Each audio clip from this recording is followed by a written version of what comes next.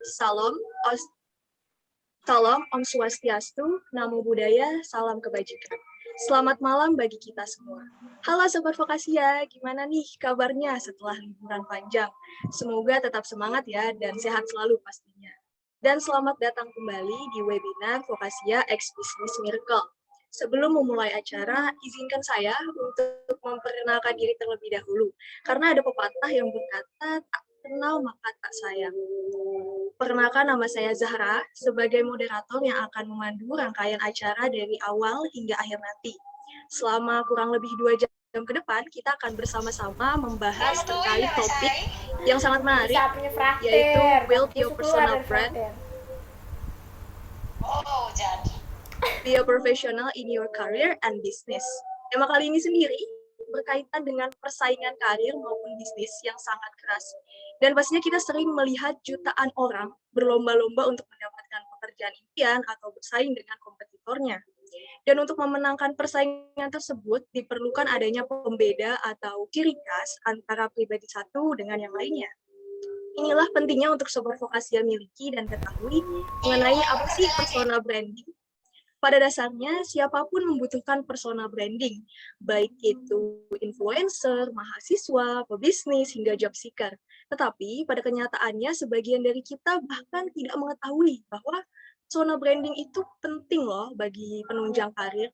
Oleh karena itu, pada kesempatan kali ini kami memfasilitasi bagi Sobat Vokasia yang ingin mengetahui serta belajar lebih dalam mengenai apa personal branding, sehingga dapat menjadi pribadi yang unik serta berciri khas agar karir maupun bisnis semakin cemerlang ke depannya. Yang pastinya akan disampaikan juga oleh narasumber kita yang sudah memiliki banyak pengalaman di bidangnya.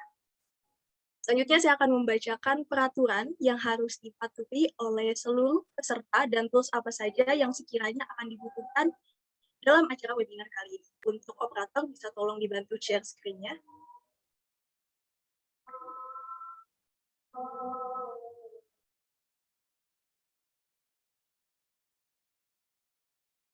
Yang pertama itu adalah rules. Jadi kami harapkan peserta untuk on-cam selama acara berlangsung dengan menggunakan virtual background yang telah disediakan oleh panitia sebelumnya.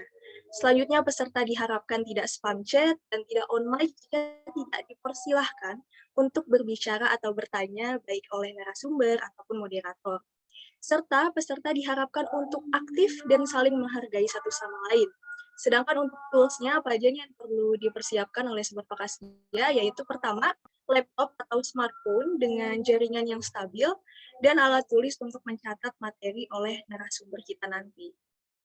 Kepada Sobat Vokasia sekalian, saya juga ingin mengingatkan bahwa bisa banget untuk memfollow akun sosial media Vokasia dan Business Miracle untuk mengetahui info-info terkait event ke depannya, yang sayang banget nih untuk dilewatkan. Bisa langsung saja kepo Instagramnya di @vokasia dan @businessmiracle.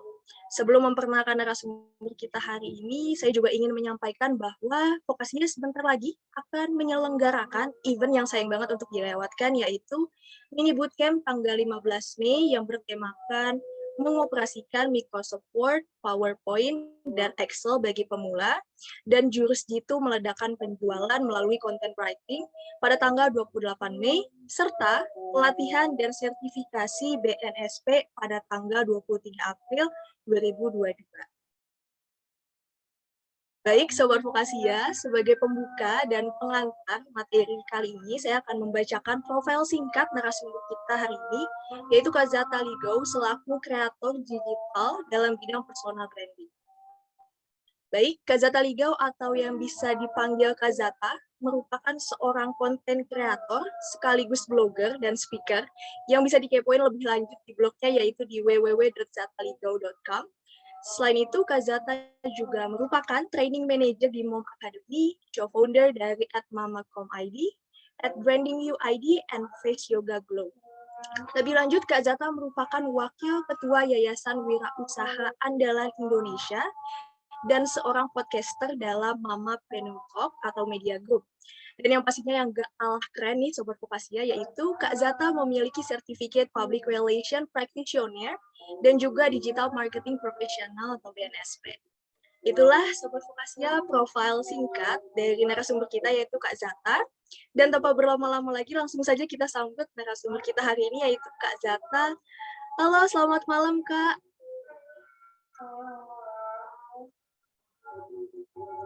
Halo, selamat malam, Kak Zata.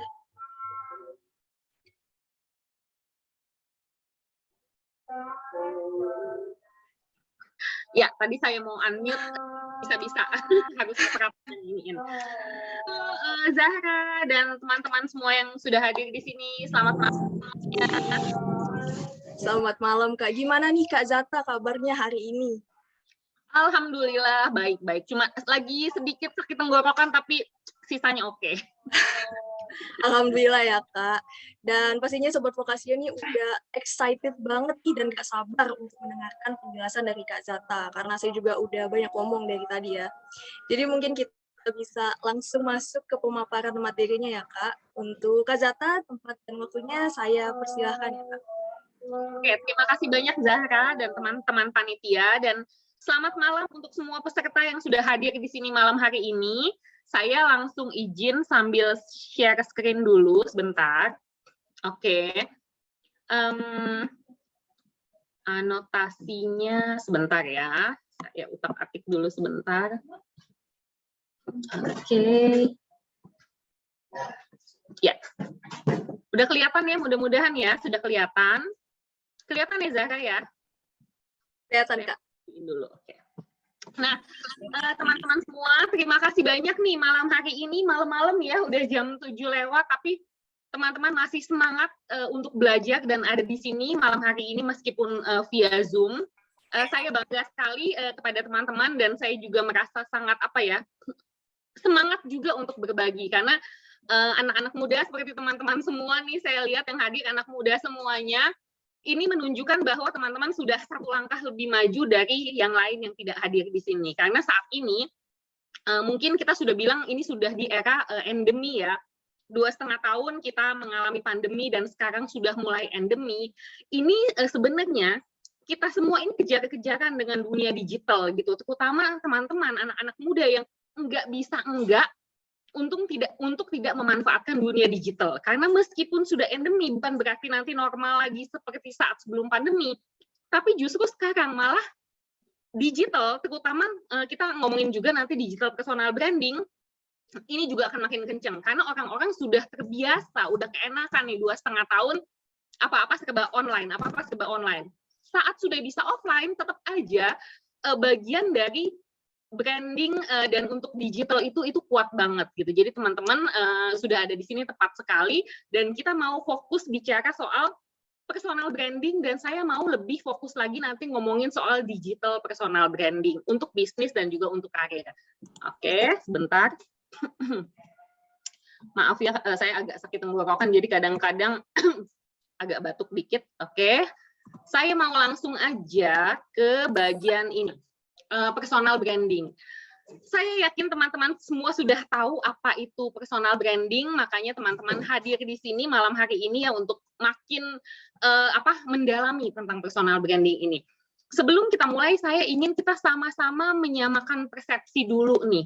Apa sih personal branding itu? Jadi personal branding itu secara awam kita bisa artikan sebagai upaya kita nih melakukan secara sadar dan sengaja untuk menciptakan atau mempengaruhi orang lain, mempengaruhi publik ya, tentang kita dengan memposisikan diri kita sebagai orang yang kredibel di bidangnya sesuai dengan nilai diri kita atau value diri kita. Oke, saya ulangin. Jadi ini adalah saat kita memutuskan untuk membangun personal branding, artinya kita ini kita berusaha secara sadar, secara sengaja untuk bikin nih orang berpendapat apa tentang kita. Saat orang dengar nama kita pengennya tuh mereka memikirkan sesuatu. Saat orang lihat diri kita pengen apa yang terlintas di dalam diri mereka itu kita kontrol. Jadi kita benar-benar pengen ngebentuk opini publik atau persepsi publik tentang diri kita. Jadi memang disengaja. Tapi ada catatan yang benar-benar harus teman-teman pastikan, yaitu bahwa semuanya itu sesuai dengan nilai diri kita, sesuai dengan diri kita.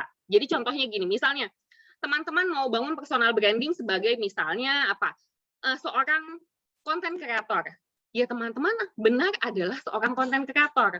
Atau misalnya ingin membangun personal brand sebagai seorang motivator di bidang bisnis.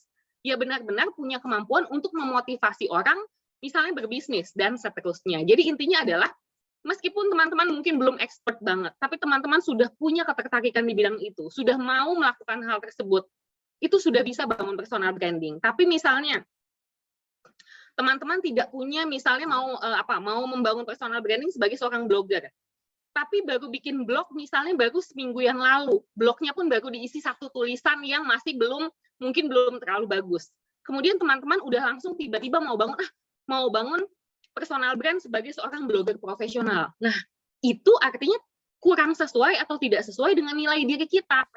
Karena kita baru mulai, mungkin belum punya pengalaman apapun di bidang itu, lalu ingin, dalam tanda kutip, ingin berkoar-koar, wah saya konten kreator, saya blogger profesional, ini kalau mau kerjasama dengan saya silahkan bayar sekian, misalnya seperti itu. Nah, itu kan tidak sesuai dengan value diri kita. Jadi mungkin agak-agak beda tipis nih, kalau tidak sesuai dengan value diri kita, agak beda tipis dengan pencitraan secara negatif, ataupun yang lagi tekan nih kata-katanya pansos atau social climbing gitu. Jadi personal branding ini harus dilakukan secara terkonsep, secara sengaja, oke, tapi sesuai dengan value diri kita. Nah, teman-teman jangan khawatir, misalnya saya mau bangun personal branding sebagai apa gitu, tapi saya merasa belum ahli di bidang itu, tapi sekarang saya lagi belajar. Tidak apa-apa, sudah bisa dimulai membangun personal brandnya dari sekarang, sambil terus memantaskan diri untuk sesuai dengan personal brand yang mau kita bangun. Oke. Oke, sebentar, ini agak lemot nih. Oke, saya suka banget nih dengan quotes dari atau kata-katanya dari Jay-Z. Dia seorang rapper. Dia bilang, I am not a businessman. I am a businessman. Jadi saat kita nih, teman-teman memutuskan untuk membangun personal branding, artinya teman-teman mau membuat diri teman-teman ini sebagai bisnisnya. Oke, jadi misalnya gini, teman-teman di sini semua mungkin ada yang punya usaha, misalnya punya toko fashion, atau ada yang punya toko kelontong, ada yang punya toko online dan lain-lain. Pasti teman-teman berusaha dengan segala cara untuk membesarkan bisnis tersebut. Nah, sekarang saat mau memutuskan membangun personal branding, artinya kan bisnisnya adalah diri teman-teman sendiri. Kalau diri teman-teman sendiri ini adalah bisnisnya, masa sih teman-teman tidak mau melakukan segala cara dalam artian yang positif untuk membesarkan diri kita sendiri? Ini bisnisnya loh, asetnya kita. Bukan misalnya nih platform kita, misalnya Instagram, TikTok, dan lain-lain. Tidak, tapi asetnya adalah diri kita. Jadi saat mau bangun personal branding, pastikan bahwa diri kitanya ini bisnisnya terus berkembang. Nah, itu adalah salah satu inti dari personal branding. Belum di-mute, tolong di-mute dulu, nanti kalau ada sesi tanya jawab boleh kok nanti di-unmute. Oke. Nah, teman-teman semua, suka nggak suka, kita adalah brand. Jadi kenapa nggak sekalian kita maksimalin aja brand kita? Nah, tadi kan saya ngomongin soal digital. Saya yakin banget semua teman-teman yang ada di sini pasti punya platform digital. Salah satunya adalah sosial media. Saya yakin banget teman-teman semua ada yang punya Instagram, Twitter, Facebook, LinkedIn, dan lain-lain. Nah, mungkin sebelumnya belum tertarik atau belum berniat untuk membangun personal brand. Belum perlu, nanti aja kalau udah kerja, atau nanti aja kalau sudah mau membangun bisnis dan lain-lain. Nah, teman-teman, mudah-mudahan saya masih kedengaran ya, kayaknya agak freeze nih di sini. Saya masih kedengaran nggak, Zahra? Masih kedengeran, Kak. Oke, makasih. Nah, iya, jadi saya pengen ngingetin lagi nih teman-teman. Sekarang di era digital ini, sayangnya kita semua adalah brand. Teman-teman belum mau bangun personal branding, tapi punya Instagram, tapi punya TikTok, tapi punya YouTube.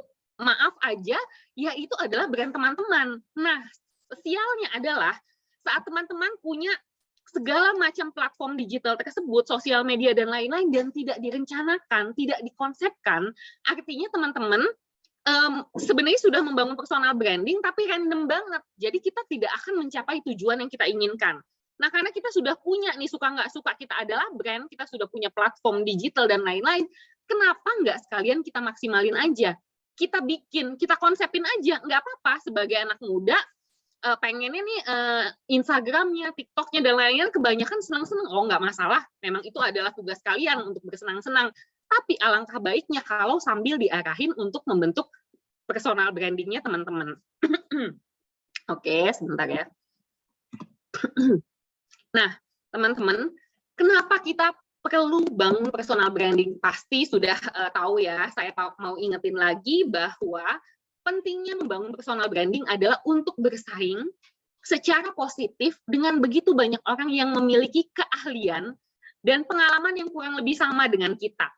Oke, mereka punya keahlian, punya bisnis, misalnya kita bicara soal bisnis juga, karir dan lain-lain, sama nih atau kurang lebih sama. Gimana caranya kita agar kelihatan menonjol dibanding mereka atau dibanding kompetitor kita? Salah satunya adalah pastinya dengan membangun personal branding dari sekarang. Oke. Nah, lalu personal branding yang tepat ini nih, kalau mumpung teman-teman masih muda sekarang, sorry, saya balikin lagi ini. Agak cepetan laptop saya. Nah, kalau teman-teman membangunnya dari sekarang, itu banyak sekali pintu yang dibuka. Belajar malahan malam-malam. Peningkatan kepercayaan diri, pekerjaan yang teman-teman inginkan yang udah diincar dari lama, peningkatan atau penjualan nih atau karirnya kalau kita ngomongin soal karir, kesempatan untuk kolaborasi, jadi narasumber, peningkatan kualitas hidup ini yang saya lihat dari banyak orang yang membangun personal branding itu yang paling kelihatan adalah pertama, peningkatan skills dan peningkatan kualitas hidup. Saya mau highlight dua hal ini. Karena gini, misalnya nih, misalnya Zahra mau membangun personal branding sebagai seorang MC profesional, oke? Sudah niat untuk itu. Dan kemudian sadar tidak sadar biasanya Zahra pasti akan terus memoles diri sehingga dia pantas dengan personal brand yang ingin dia dapatkan atau ingin dia usung. Misalnya nih padahal dia sudah oke, bicaranya sudah oke, tapi misalnya ada workshop tentang bagaimana menjadi MC yang baik atau misalnya public speaking dan lain-lain, kemungkinan besar Zahra pasti akan ikut karena dia ingin terus memoles dirinya sehingga pantas menjadi MC profesional misalnya. Jadi teman-teman dengan memutuskan untuk bangun personal branding aja itu udah start banget. Dalam beberapa bulan kemudian itu biasanya cepet banget, ngeboost banget itu peningkatan skills-nya, kemampuan bicara, kemampuan menulis, kemampuan networking, dan itu pastinya akan berpengaruh ke kepercayaan diri karena semakin pede, semakin bisa nih bicara, semakin nyaman ketemu orang, semakin bisa ini bisa itu, pasti pedenya nambah. Saat PD nambah, itu pintu-pintu lain akan terbuka. Teman-teman mungkin yang lagi sedang cari pekerjaan, sebelumnya mungkin nggak dapat, tapi karena memang PD-nya nambah, networking-nya makin luas, ya kemungkinan akan ada pintu-pintu pekerjaan yang terbuka. Gitu seterusnya, muter-muter terus, sehingga ya memang pada akhirnya akan berasa banget peningkatan kualitas hidup. Gitu. Jadi teman-teman, saya senang banget teman-teman sudah ada di sini, padahal niatnya untuk bangun personal branding kayaknya cuma sesuatu yang tidak terlalu penting mungkin bagi beberapa orang, tapi itu kalau dilakukan dengan serius itu justru akan menjadi peningkatan kualitas hidup kita dan orang-orang terdekat kita. Seru banget deh kalau ngomongin soal personal branding.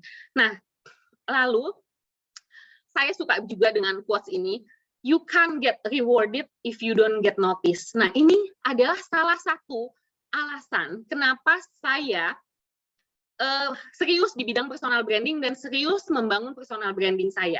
Karena gini, saya punya pengalaman, mungkin teman-teman juga pernah mengalami hal yang sama atau melihat hal yang sama.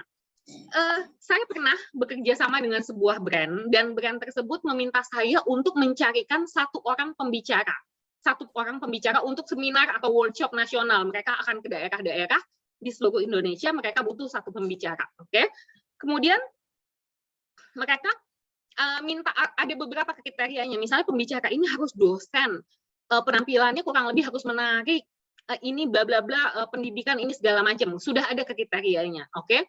Kemudian saya memberi brand tersebut dua nama yang menurut saya kurang lebih mereka ini punya kompetensi yang kurang lebih sama karena sama latar belakangnya sama-sama dosen, pengalamannya banyak dan segala macam. Oke, saya kasih pilihan nih ke brand biar mereka bisa pilih. Akhirnya mereka ada A dan ada B.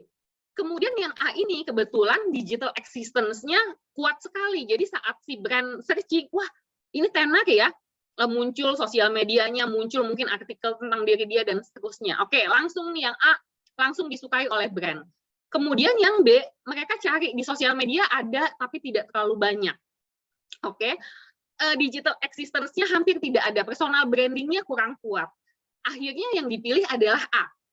Padahal secara kualitas ini benar-benar kurang lebih sama. Dosen A dan dosen B ini kurang lebih sama. Secara penampilan, secara gaya, apa segala macam kurang lebih mirip. Tapi yang dipilih adalah A, karena ini dianggap digital existence dan personal branding-nya lebih kuat. Oke, singkat cerita, akhirnya A yang terpilih. Nah, kemudian beberapa saat kemudian ada perubahan rencana. Mereka mau langsung mengadakan di 2 lokasi, sehingga mereka butuh pembicaranya ada 2. Akhirnya yang B kepilih dong, ya. Jadi tadi kan ada A, ada B. Yang B kepilih. Tapi teman-teman, ternyata A dan B itu bayarannya beda banget. Oke, saya bisa bilang waktu itu perbedaan harga dari A dan B itu sampai jutaan. Hanya karena yang A dianggap lebih kredibel, dianggap personal brandingnya lebih kuat, sehingga harganya lebih mahal. Sementara yang B di bawah itu harganya. Nah, jadi sebenarnya membangun personal branding itu bukan berarti pencitraan secara yang kurang tepat ya. Atau misalnya kayak kalau kita bagus mah nggak usah kasih tahu orang lain, nggak usah bilang-bilang ke orang lain, ya orang lain juga akan tahu. Sayangnya tidak. Apalagi di era digital ini, kita tidak bisa mendapat reward sesuai dengan nilai diri kita kalau orang tidak tahu siapa kita. Kalau orang tidak notice siapa kita. Nah, itu hanya salah satu contoh loh dari begitu banyak hal yang pasti mungkin teman-teman juga pernah lihat atau mengalami. Ya, jadi personal branding itu ya kaitannya dengan itu, biar orang notice siapa kita sesuai dengan nilai diri kita pastinya ya. Sehingga kita dapat reward yang sesuai, bahkan lebih gitu kalau kita serius membangun personal branding. Oke. Nah, teman-teman, lalu pertanyaannya adalah oke, saya udah ngerti banget, udah paham banget bahwa personal branding itu penting sekali. Lalu pertanyaannya adalah bagaimana cara membangun personal branding? Teman-teman mungkin sudah sering melihat tips-tipsnya di Instagram, di TikTok, sudah lihat tutorialnya di YouTube dan lain-lain gitu. Tapi merasa nggak ada yang benar-benar pas banget atau udah dicoba tapi kok belum ada hasil yang signifikan dan seterusnya. Nah, ini kebetulan saya punya tim namanya Branding You. Kami berempat itu punya 4 hal yang memang kita jadikan langkah-langkah untuk membangun personal branding yang kuat. Oke, dengan langkah-langkah ini harapannya adalah personal branding yang terbangun itu akan long lasting. Oke, akan jangka panjang, tidak instan. Oke, meskipun sekarang sudah di era digital yang semuanya serba instan, tapi tetap saja personal branding tidak seinstan itu. Tetap butuh proses, tetap butuh langkah-langkah. Cuma kabar baiknya memang tidak selama kalau tidak ada atau tidak dibantu dengan platform digital. Nah, yang pertama adalah canvas branding. Canvas branding ini adalah di mana kita menentukan apa sih kelebihan kita, apa kekurangan kita, apa yang perlu diperbaiki, dan personal branding apa yang mau kita bangun. Jadi ini adalah di mana kita menggali diri kita. Oke, udah ketemu misalnya, oh saya mau membangun personal brand sebagai seorang pengacara profesional, atau sebagai seorang MC profesional, atau sebagai konten kreator, dan seterusnya, dan seterusnya. Nah, udah dapet nih kanvas brandingnya, udah tahu mau bangun personal branding seperti apa. Langkah kedua adalah mindset branding. Di mana di tahap ini isinya adalah yang tadi saya bilang, saat kita sudah memutuskan mau bangun personal brand seperti apa, kita pasti kalau mindsetnya benar nih, mindsetnya tepat, atau kita punya growth mindset atau pola pikir bertumbuh, itu biasanya kita akan menyesuaikan diri, kita akan belajar. Nah, di sini di mindsetnya dibenerin dulu, udah nggak ada lagi misalnya hal-hal, aduh saya mau bangun personal branding, aduh saya mau posting ini, posting itu, aduh tapi nanti diomongin nih sama teman saya, aduh nanti dicie-cie ini, aduh nanti segala. Nah, itu jadi overthinking dan lain-lain, artinya kita tidak atau belum punya mindset yang tepat untuk membangun personal branding. Nah, di sini intinya adalah kita kayak menguatkan hati, menguatkan pikiran kita untuk benar-benar serius membangun personal brand tanpa terlalu memikirkan perkataan orang lain. Maksudnya tuh bukan berarti kita tidak memikirkan perkataan orang lain, tapi kita memilih-milih mana yang harus kita dengar, Kalau yang misalnya menjatuhkan atau malah memperlambat kita membangun personal branding, ya sebaiknya tidak usah didengarkan dan seterusnya. Dan ini adalah tahap di mana kita memang harus terus belajar. Oke, mindset-nya udah oke nih. Lalu ke langkah ketiga, authentic branding, di mana di sini kita kembali memastikan bahwa brand kita itu sesuai dengan diri kita. Nah, ini yang membedakan personal branding dengan pencitraan negatif ataupun dengan social climbing atau pansos. Personal branding harus benar-benar sesuai dengan diri kita. Oke, misalnya gini, sesimpel gini aja deh. Misalnya saya dari dulu dikenal sebagai orang yang tomboy, yang tidak terlalu suka dandan dan pakai dress atau segala macam. Tidak berarti saat misalnya, oh saya mau bangun personal branding, apalagi nih saya ngomonginnya tentang personal branding, berarti saya misalnya tampilannya harus cewek banget nih, harus make up tebel apa segala macam. Oh, itu malah tidak sesuai dengan diri saya. Artinya itu bukan personal branding. Karena tidak otentiknya saya tidak begitu. Tapi, yang saya lakukan adalah saya memoles diri, saya memantaskan diri. Kayak misalnya gini, meskipun saya tomboy, tapi saat saya misalnya diminta menjadi pembicara di sebuah kementerian, saya tidak suka nih pakai rok. Ya udah, saya pakai celana, tapi celana bahan. Kemudian atasannya saya pakai blus batik yang sesuai dengan selera saya. Misalnya saya senang misalnya yang oversize, yang nggak apa-apa. Yang penting saya dilihatnya pantas saat saya berada di kementerian sebagai seorang pembicara. Bukan berarti misalnya, harus otentik, jadi diri sendiri, nggak apa-apa tomboy. Kemudian saya ke sana pakai celana sobek-sobek, pakai kaos, dan lain-lainnya. Tidak seperti itu ya. Jadi, authentic branding di sini adalah kita kembali cek dan recheck. Apakah personal brand yang kita bangun, apakah pembawaan diri kita ini sudah sesuai dengan otentiknya kita? Oke, nah di sini kalau kita sudah yakin, semua udah langkah 1, 2, 3 sudah tepat, barulah semua itu kita pindahkan ke dunia digital. Kita masuk ke digital branding. Nah sayangnya banyak sekali orang yang salah kaprah saat ini, saat mau bangun personal branding, ujuk-ujuk tiba-tiba langsung ke dunia digital, langsung posting-posting di sosial media dan lain-lain. Mungkin yang beruntung akan dikenal atau viral, tapi cuma sesaat. Tapi kemudian mungkin beberapa bulan kemudian, 1 tahun kemudian nggak kedengaran lagi. Karena memang terlalu instan. Karena memang offline-nya itu tidak stabil atau belum stabil banget, kemudian langsung dipindahin ke dunia digital. Nah, kalau teman-teman mau long lasting, mau jangka panjang, sampai bertahun-tahun kemudian personal branding-nya masih kuat, langkah yang perlu dilakukan adalah 4 langkah ini. Ya, itu kenapa yang saya ingatkan bahwa pada akhirnya memang dunia digital atau digital platform itu sangat penting, tapi tetap ini harus didukung dengan kestabilan kita di dunia offline ya. Oke. Nah, kemudian anggap saja kita sudah melewati tahap 1, 2, dan 3. Kita sudah tahu mau bangun personal branding seperti apa, mindset kita sudah tepat, kita sudah merasa bahwa ini otentik dan sesuai dengan diri kita, barulah ini kita pindahin ke dunia digital. Oke, digital personal branding. Ngapain aja sih? Apa yang harus kita lakukan? Dan kenapa nih dunia digital branding ini penting? Nah, ini cuma ada beberapa data aja. Ini saya akan percepat. Sebentar. Di sini bisa teman-teman lihat bahwa memang sosial media itu salah satunya, misalnya Instagram ini adalah salah satu yang paling digemari di Indonesia. Jadi pasar kita mungkin bisa dibilang 80% ada di media sosial. Jadi saat kita mau bangun personal branding, salah satu yang memang harus kita kuasai adalah media sosial. Salah satunya adalah ada Instagram, ada TikTok, terserah, nanti itu kita obrolin lebih lanjut. Nah, saat kita mau mindahin ke dunia digital, itu benar-benar harus kita pikirin lagi ya, tujuannya apa, hasil yang kita inginkan apa. Jadi offline-nya sudah kuat, lalu kita tujuannya adalah, saya ingin makin dikenal di dunia digital. Saya ingin dikenal misalnya sebagai ini, sebagai itu. Nah, disinilah si platformnya ini menjadi jembatannya untuk kesuksesan kita membangun personal branding. Sebentar. Nah, platform media sosial apa sih yang bagus untuk bangun personal branding? Sebenarnya semua bisa kita maksimalkan, tapi teman-teman harus ingat bahwa ini harus sesuai dengan karakter kita. Tapi kalau saya boleh saranin, sebaiknya salah satu yang harus teman-teman maksimalkan dan teman-teman seriusin adalah Instagram. Kenapa? Karena Instagram ini adalah salah satu platform sosial media yang paling stabil. Oke, dari saat dia mulai masuk ke Indonesia sampai sekarang, Instagram adalah platform media sosial yang terus berkembang dan stabil. Misalnya kalau Facebook mungkin ada umur-umur tertentu yang sudah tidak terlalu suka Facebook.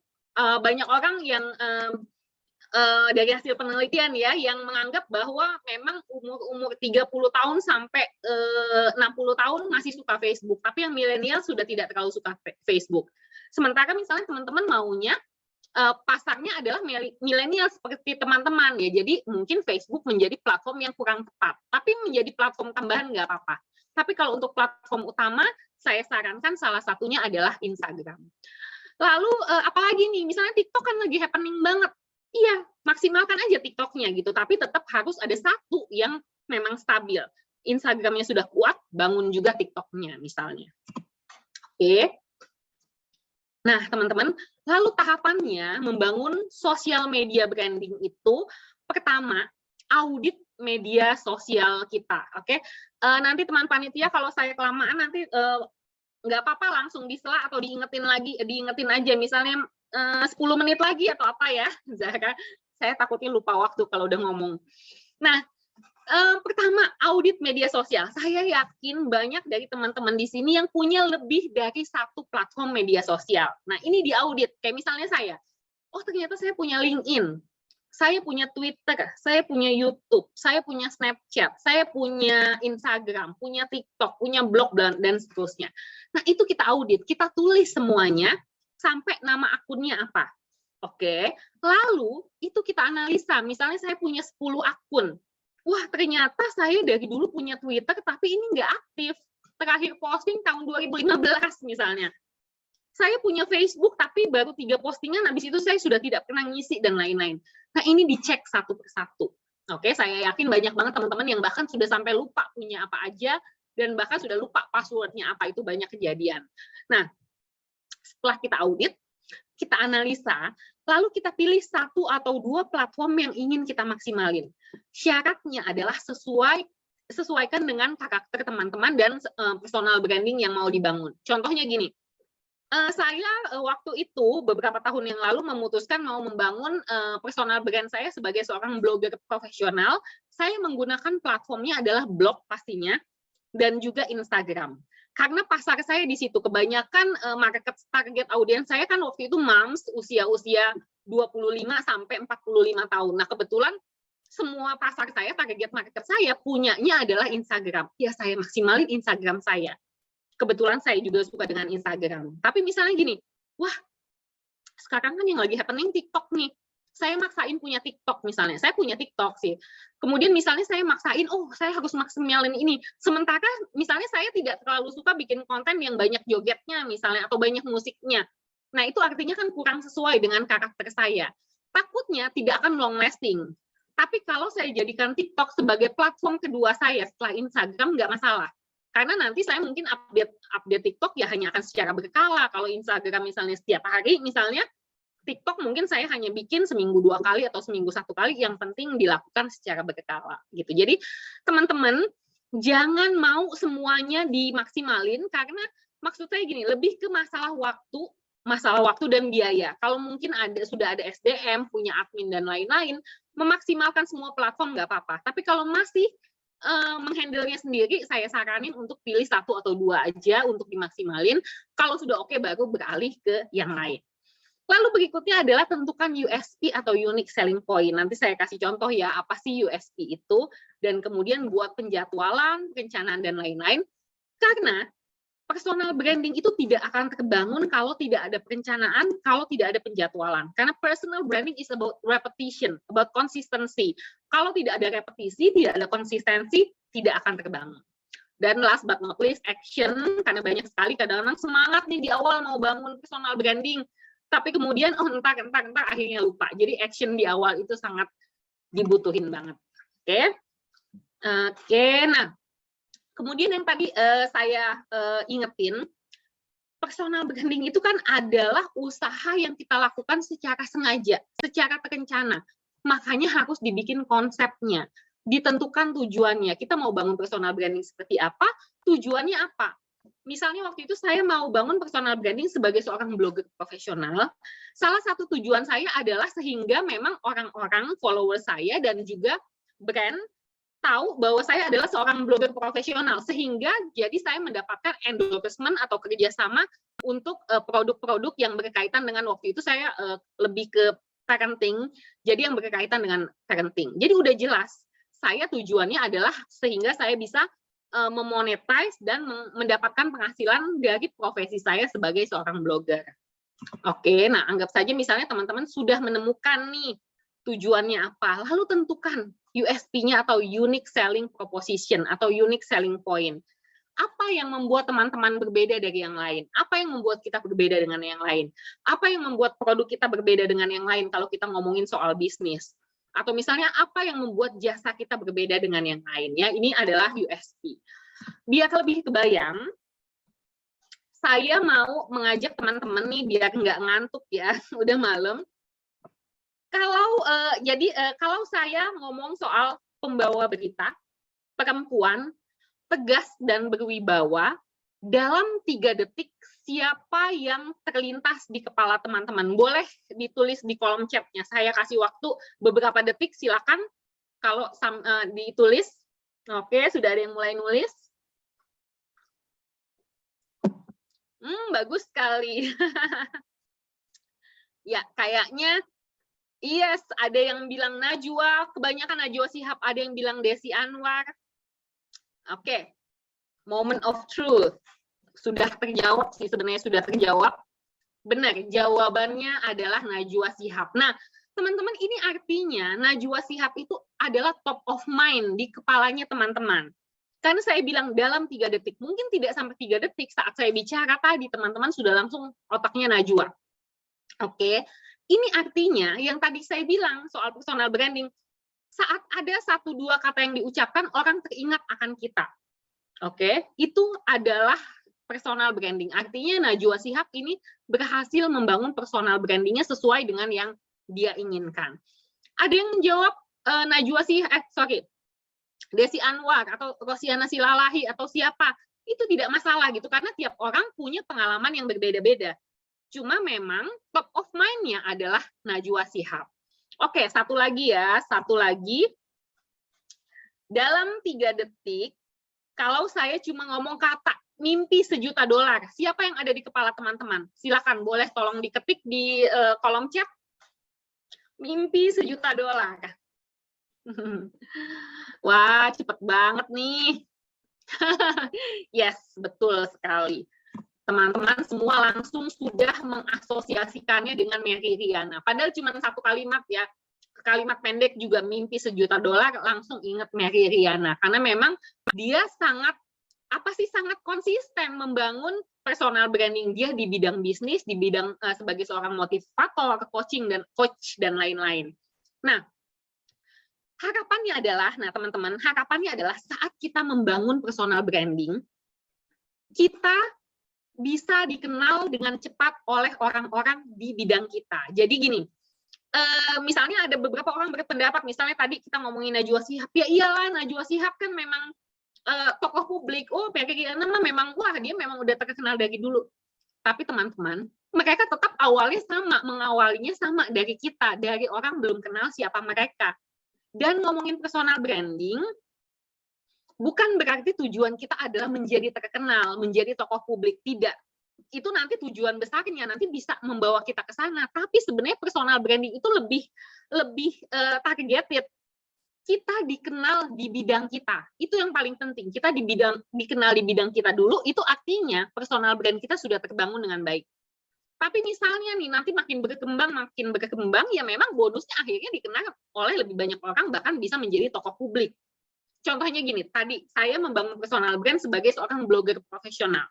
Saat itu ya saya yakin tidak banyak yang tahu tentang saya. Tapi kalau brand yang mereka punya produk-produk yang berkaitan dengan parenting, misalnya susu dan lain-lain, mereka saat mau ada endorsement, salah satu nama yang selalu muncul adalah nama saya saat itu. Nah, itu artinya saya sudah berhasil membangun personal brand saya sebagai seorang blogger profesional. Karena saya dikenal di bidang saya. Saya dikenal di kalangan blogger, saya dikenal oleh orang-orang atau brand-brand yang memang mencari kerjasama dengan blogger. Nah, teman-teman juga sama. Nanti dengan berjalannya waktu, semakin teman-teman membangun kredibilitas dan lain-lainnya, bonusnya akan menjadi narasumber, menjadi pembicara, menjadi dikenal lebih luas dan lebih luas lagi. Oke, tadi kita sudah kebayang ya apa USP itu. Sekarang ini jadi PR-nya teman-teman ya. Jadi seperti tadi saya bilang, salah satu hal yang menentukan dalam membangun personal branding adalah action. Jadi kalau memang teman-teman sudah merasa semangat banget nih, misalnya, wah ikut kelas ini, wah semangat, iya penting banget ya personal branding, mumpung nih masih muda, dari sekarang udah pengen bangun. Langsung aja action, karena itu salah satu kelemahan banyak orang termasuk saya. Saya ini tipe yang gampang, gampang panas, gampang bersemangat, makanya saya seneng banget ikut training, ikut seminar, dan lain-lain. Cuma, kadang-kadang momentumnya itu yang sangat penting. Misalnya lagi semangat-semangatnya, kalau bisa langsung dilakukan. Karena biasanya, oh nantilah lagi sibuk nih, ngerjain ini dulu, lagi ada tugas nih, ya 2 minggu lagi kelar lah tugasnya, nanti setelah 2 minggu saya mulai pikirin mau bangun personal branding apa. Tapi teman-teman biasanya setelah lewat beberapa hari, momentumnya hilang. Akhirnya ya hentak-hentak aja gitu. Jadi, kalau bisa, kalau memang teman-teman serius banget mau bangun personal brandingnya, mungkin setelah kelas ini teman-teman langsung ngerjain PR-nya. PR-nya untuk siapa ya? Untuk teman-teman sendiri ya. Apa sih USP-nya teman-teman? Sehingga nanti apapun yang teman-teman lakukan di sosial media, di dunia digital, itu akan membantu nge-boost personal branding-nya teman-teman. Nggak usah mikirin dulu misalnya gini, aduh, tapi saya ini masih kuliah saat ini. Misalnya kuliahnya apa? Jurusan hukum. Aduh, saya sih nanti pengen dikenal sebagai lawyer profesional misalnya, tapi itu mah masih 3 tahun, 4 tahun lagi. Loh, kenapa tidak membangun kredibilitas dari sekarang? Terus bangun personal branding-nya apa dong? Nggak mungkin kan sebagai lawyer profesional, orang belum berprofesi sebagai lawyer. Nah, dari sekarang teman-teman bisa mulai membangun, misalnya tadi contohnya, kuliah di bidang hukum, ya bangun personal branding-nya adalah sebagai seorang mahasiswa hukum yang kredibel. Misalnya nih di Instagramnya teman-teman isinya ya pokoknya segala macam. Nah ini mulai agak diisi nih, dikerucutkan sesekali posting tentang misalnya apa isu hukum yang sedang viral saat ini. Sesekali nggak apa-apa, itu untuk menunjukkan oh iya dia kuliah di bidang hukum. Atau misalnya gini, lagi nongkrong nih di kafe sama teman-teman, kebetulan lagi bawa bacaan buku tentang hukum nih. Nggak apa-apa, misalnya kita foto flat lay atau foto yang instagramable banget, taruh bukunya deket kopi apa segala macam, kita foto dengan instagramable, kita posting, kemudian ada sedikit summary atau ringkasan tentang saya lagi baca buku ini loh, bukunya bagus banget, ini tentang bla bla bla, singkat aja.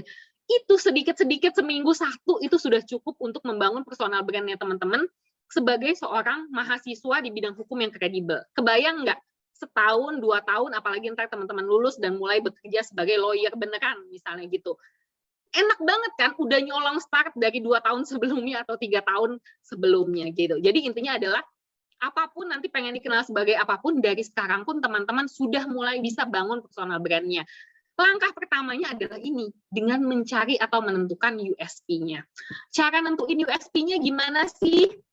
Ini biasanya yang menjadi pertanyaan, oke? Berarti kita anggap saja kita sudah melewati tahap 1 sampai 3 tadi, sudah nemu USP-nya, lalu apa? Pindahin ke dunia digital. Tapi saya mau bahas soal USP.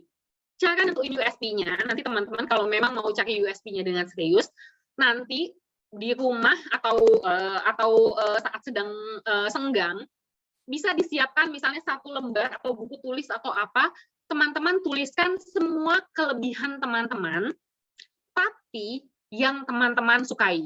Jadi kelebihan kamu, skill kamu, tapi yang kamu sukai. Nah, dari situ nanti teman-teman mulai bisa ngutak-ngatik untuk bangun personal branding-nya. Nanti dari situ teman-teman nemu USP-nya apa.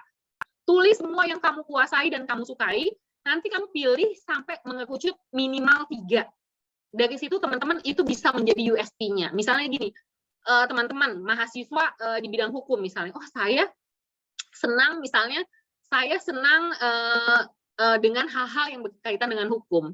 Kemudian saya juga senang kuliner, misalnya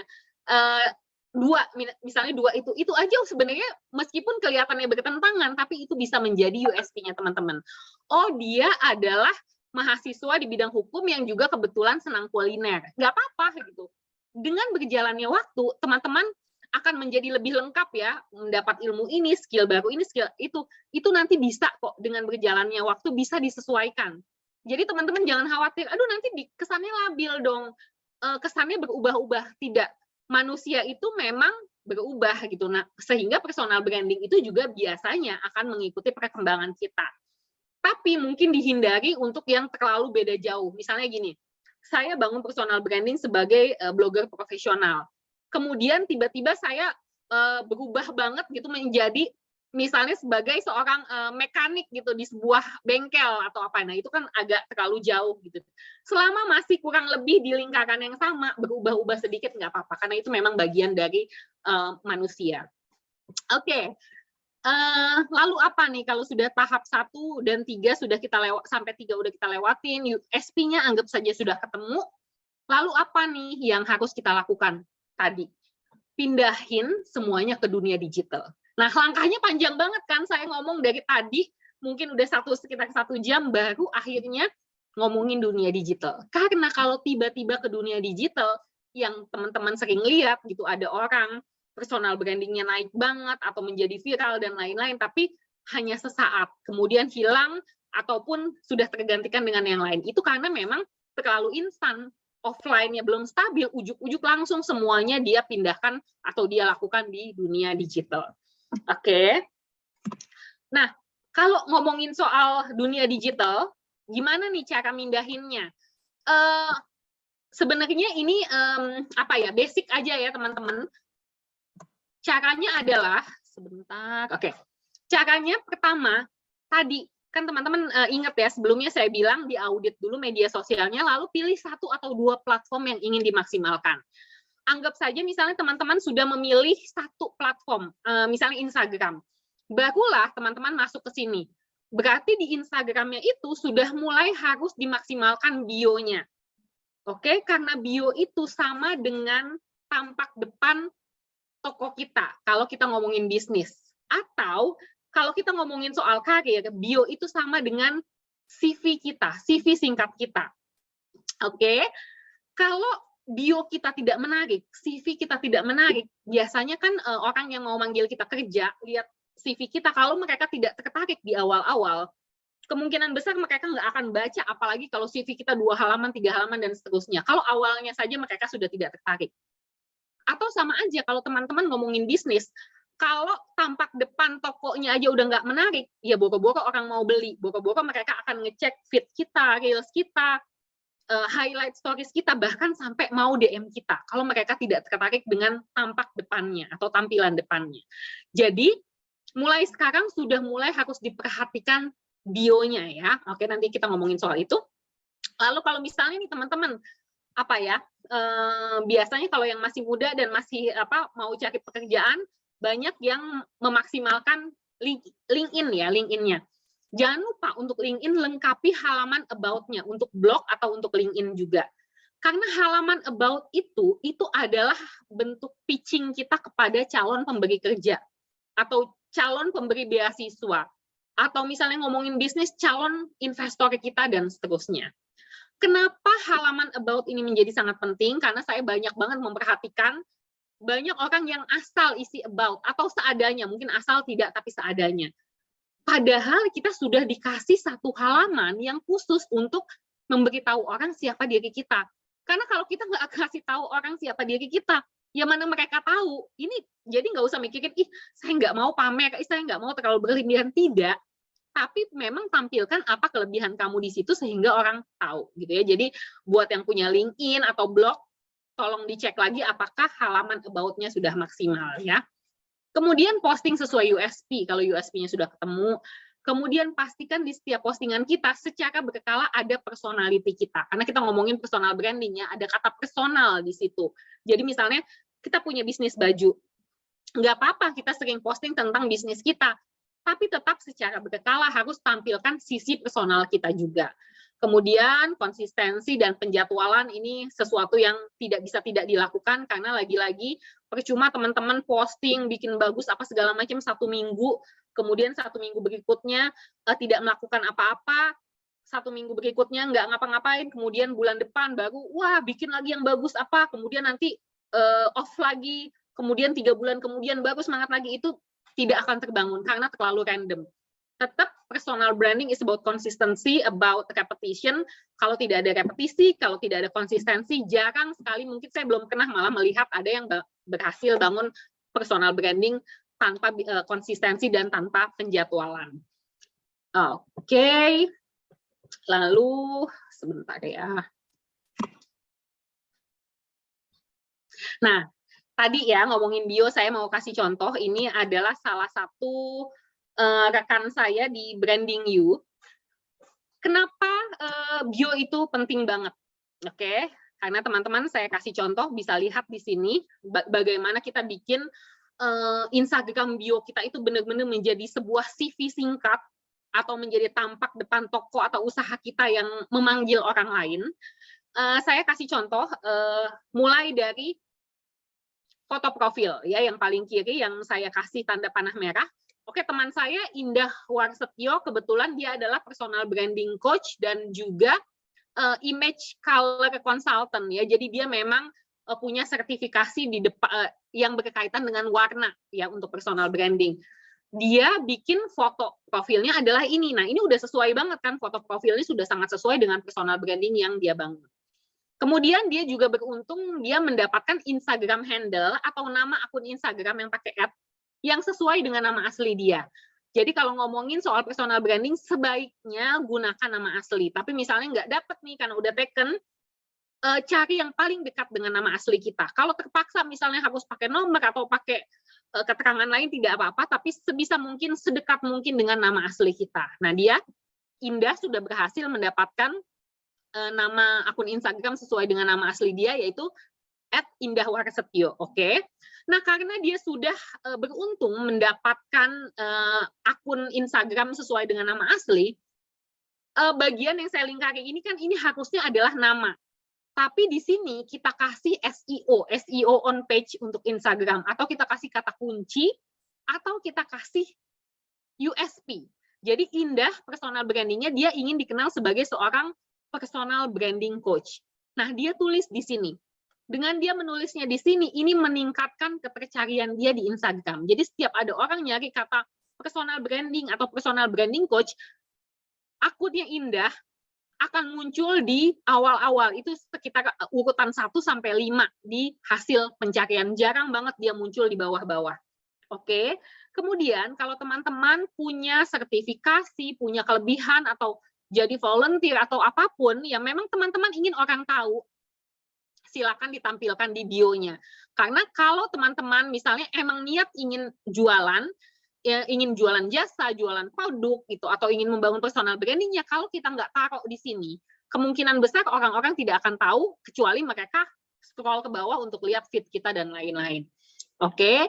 Kemudian kalau teman-teman punya akun lain atau bekerja di sebuah perusahaan besar yang juga punya akun Instagram, alangkah baiknya juga boleh ditaruh di bio. Misalnya nih @brandingyou.id. Nah, kalau teman-teman misalnya jadi volunteer atau bekerja di mana atau punya usaha apa, boleh ditaruh di bagian bio-nya, karena ini juga akan meningkatkan kepercayaan.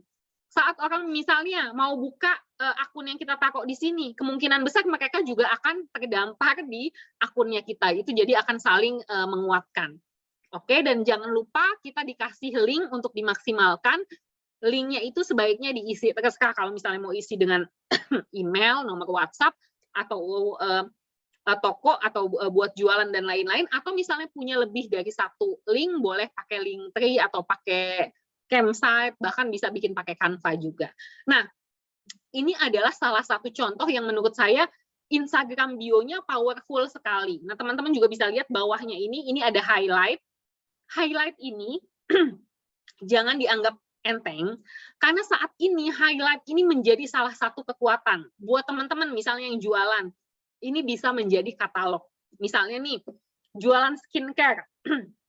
Ini bisa jadi katalog, misalnya krim malam dijudulin, misalnya ini krim malam, mungkin isinya di highlight-nya itu misalnya ada isi produk knowledge-nya, krim malamnya ini mengandung apa, manfaatnya apa, cara pakainya bagaimana, kemudian nanti di highlight berikutnya apa, tips skincare, dan seterusnya dan seterusnya. Jadi sesuaikan highlight ini sesuai dengan personal branding yang teman-teman mau. Kalau misalnya Indah personal branding coach, ya pasti dia banyak sekali highlight-nya yang berkaitan dengan tips personal branding, tips fashion, tips bisnis, dan lain-lain ya. Jadi ini adalah salah satu contoh aja tentang Instabio yang powerful ya, yang bisa menarik perhatian orang untuk lebih mendalami, lihat reels-nya dia, lihat feed dia, dan lain-lain. Oke, nah berikutnya saya mau kasih tadi kan saya bilang kalau teman-teman sudah berhasil atau misalnya beruntung punya nama akun sesuai dengan nama asli, boleh bagian yang untuk nama diganti dengan kata kunci untuk personal brandingnya. Seperti Indah misalnya personal branding coach. Nah ini langsung saya praktekin saat misal ada orang yang mencari kata personal branding coach, oke, nama Indah atau nama yang sesuai dengan apa sih ini SEO ini atau kata kunci ini, itu yang akan muncul paling atas atau minimal di 5 besar. Oke, jadi ini langsung terbukti ya. Oke, contoh berikutnya adalah ini, saya kasih contoh Vina Mulyana juga. Kalau teman-teman lihat Instagramnya dia dan TikToknya dia kurang lebih sama. Jadi kita di sini, di bio kita memang membiarkan orang tahu siapa kita. Jadi nggak usah sok dikenal atau sok tenar, misalnya banyak orang-orang yang menulis nama aja karena oh ya orang-orang udah kenal siapa saya. Sayangnya dunia digital ini luas sekali, jadi kita tidak bisa benar-benar memastikan bahwa banyak orang kenal kita atau tahu apa bidang kita. Jadi kalau bisa kita yang ngasih tahu. Nih, sekelas Vina Mulyana aja, kalau buat teman-teman, Vina Mulyana ini belum lama masuk apa ya majalah Forbes ya, yang 30 under 30, kemudian dia juga dapat kemarin penghargaan dari TikTok dan lain-lain. Kenapa dia menjadi besar? Salah satunya adalah dengan memang membuat bionya spesifik. Targeted banget. Sama di TikToknya dia dan juga di Instagram dia. Nih teman-teman bisa lihat persamaannya. Di TikTok dia tulis, bantu kamu soal karir dan BUMN. Di Instagramnya dia konsisten, dia pakai kata itu juga, bantu kamu soal karir dan BUMN. Makanya akhirnya memang berkembang banget karena dia konsisten banget juga. Dan saya mau cerita soal Vina nih buat menyemangati teman-teman juga. Tadi saya bilang ya, bahwa personal branding itu adalah tentang konsistensi dan tentang repetisi. Ini tidak bisa instan, tapi kabar baiknya adalah ini jauh lebih cepat dari sebelumnya gitu. Mungkin 10 tahun yang lalu kalau mau bangun personal branding itu harus bayar agensi mahal, harus bayar publisis mahal-mahal ya, mungkin ratusan juta, perlu waktu bertahun-tahun gitu untuk tokoh politik, artis, dan lain-lain membangun personal branding. Nah, kita di era digital ini tetap butuh konsistensi, tapi bisa jauh lebih cepat. Saya kasih contoh, Vina Mulyana, kebetulan saya pernah satu panggung dengan dia, jadi pembicara, saya ngobrol-ngobrol dengan dia. Vina ini bisa mencapai ini hanya dalam, saya bilang hanya, tapi hanyanya dalam tanda kutip ya, karena ini tidak mudah, hanya 6 bulan. Tapi hanya 6 bulannya itu maksudnya adalah dalam 6 bulan setiap hari dia konsisten banget bikin postingan-postingan yang berkaitan dengan personal branding dia, yaitu yang berkaitan dengan karir dan BUMN. Setiap hari dia bikin postingan, setiap hari dia konsisten dengan itu, dalam 6 bulan dia jadi. Nah, kemudian sampai 1 tahun, kurang lebih 1 tahun dia sudah punya pengikut di TikTok ini sekitar 4 juta lebih, dan kemudian mendapat penghargaan di sana-sini gitu. Jadi teman-teman nggak usah ngebayangin, nggak instannya saya itu maksudnya bukannya harus bertahun-tahun, bahkan Vina Mulyana aja bisa 6 bulan gitu. Tapi mungkin tiap orang pasti beda-beda, tapi intinya adalah tetap kok lebih cepat gitu kalau kita memanfaatkan dunia digital. Oke. Saya lihat jam, oh baik, kurang lebih sudah 1 jam. Nah, ini ada beberapa tips untuk bagaimana teman-teman bisa konsisten membangun brand. Gimana nih caranya teman-teman bisa membangun personal brandingnya, bahkan saya pengen bilang work on your fame. Jadi ya nggak cuma work on your brand atau personal brand, tapi juga work on your fame. Karena di satu sisi saat memang personal brand kita sudah terbangun dengan baik, kita mau lebih luas lagi, ya memang salah satu yang harus kita lakukan adalah membangun ketenaran kita ya, karena secara brand, secara kualitas, secara value kita sudah diakui. Nah, tinggal gimana nih biar lebih dikenal lagi dan lebih dikenal lagi. Ada beberapa tips yang saya highlight.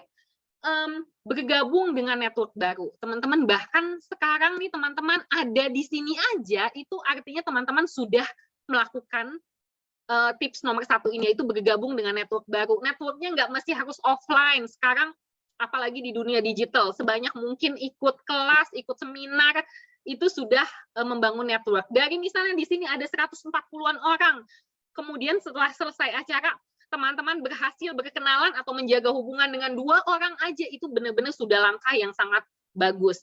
Oke, lalu kalau berkaitan dengan sosial media, buat konten-konten baru, karena memang konten, ya istilah konten adalah raja itu memang benar gitu, tapi tidak hanya konten ya, pasti banyak hal yang mendukung itu, cuman salah satunya adalah konten. Jadi mulai nih, aduh gimana ya biar Instagram saya atau TikTok saya atau blog saya dan lain-lain mulai lebih berkembang, mulai lebih hidup, mulai ada engagement dan lain-lain. Salah satunya adalah lewat konten-konten baru. Dan ini nih, tips yang senang banget saya bagikan ke teman-teman adalah ciptakan panggungmu sendiri. Karena gini, di dunia digital ini menciptakan panggung ini sudah jauh lebih mudah. Panggungnya apa ya? Sosial media kalian, itu adalah panggung kalian. Kalian tidak, saat ini mungkin belum bisa mengharapkan untuk misalnya diundang oleh brand atau oleh siapa untuk menjadi narasumber atau untuk menjadi apa gitu. Misalnya belum ya, nggak apa-apa. Tampilkan kelebihan kalian, kelebihan kita di panggung kita sendiri, yaitu media sosial kita. Saat orang melihat, oh ternyata dia bisa ini ya, oh ternyata dia bagus di bidang ini dan seterusnya. Itu nanti pelan-pelan akan ada yang ngajak kerja sama, ada yang mulai nyolek-nyolek, nanya-nanya, bisa nggak nih datang ke sini untuk ngisi, mungkin dari pertama cuman jadi bintang tamu 15 menit, kemudian akhirnya jadi 30 menit, 2 jam, dan seterusnya. Oke, hadiri event yang terkait ya seperti saat ini juga, jadi ahli di bidangmu dan bagikan sesering mungkin. Nah, ini juga adalah salah satu cara yang menurut saya ampuh banget untuk membangun personal brand. Mau dikenal sebagai MC profesional, sering-sering aja bagiin tips gimana caranya jadi MC profesional. Sebenarnya kita lagi belajar nih, wah dapet nih dari YouTube. Praktekin kita udah praktekin, kita share di Instagram kita secara berkala. Kitanya belajar, orang lain belajar. Kitanya makin jago, orang lain makin merasa kita kredibel dan mereka makin suka karena mendapat value dari kita. Mereka follow, komen apa segala macam, itu akan membesarkan jaringan kita dan kemudian kita akhirnya dianggap sebagai go to person. Oh, kalau mau tips-tips MC yang oke tuh dan yang relate banget sama kita, itu follow aja Zahra misalnya, atau misalnya mau tentang hukum, follow aja si A atau si B dan seterusnya. Oke, dan ini cultivate your guru status, ini sama aja sih dengan membagikan tadi tips-tips dan lain-lain. Oke. Kemudian sudah selesai ternyata. Nah, teman-teman, jadi itu tadi tips singkat dari saya, bagaimana setelah personal brand-nya mulai terbangun, kemudian gimana caranya sehingga kita bisa makin dikenal, sehingga kita tidak hanya kita sendiri yang besar, tapi kita juga menjadi makin bermanfaat untuk orang lain. Jadi karir kita meningkat, bisnis kita meningkat, terutama personal development kita juga meningkat. Nah, sekian dari saya. Kalau ada yang mau bertanya, silakan saya persilahkan. Saya kembalikan kepada Zahra. Silakan Zahra. Baik. Terima kasih Kak Zata untuk penyampaian materinya yang luar biasa. Dan setelah menyimak materi yang disampaikan tadi, kita jadi lebih sadar ya Kak, bahwa personal branding itu benar-benar penting nih Sobat Vokasia untuk menunjukkan tadi ada kualitas diri, untuk menunjang karir, serta bisa mendorong rasa percaya diri kita. Dan masih banyak lagi manfaatnya tadi sudah dijelaskan oleh Kak Zata. Dan dari pembahasan yang keren ini, pasti Sobat Vokasia udah banyak banget nih menyiapkan pertanyaan untuk Kak Zata. Jadi saya akan langsung saja buka sesi tanya-jawab. Untuk Sobat Vokasia yang ingin bertanya langsung ke Kak Zata, bisa raise hand terlebih dahulu, dan nantinya akan saya persilahkan. Dan bisa juga nih diketik pertanyaannya di kolom chat, nanti akan saya bantu bacakan juga. Ada yang ingin bertanya? Oke, sebentar. Oh, ini ada yang ingin bertanya nih, Kak, dari Erikson. Untuk Erikson, mungkin bisa on mic terlebih dahulu.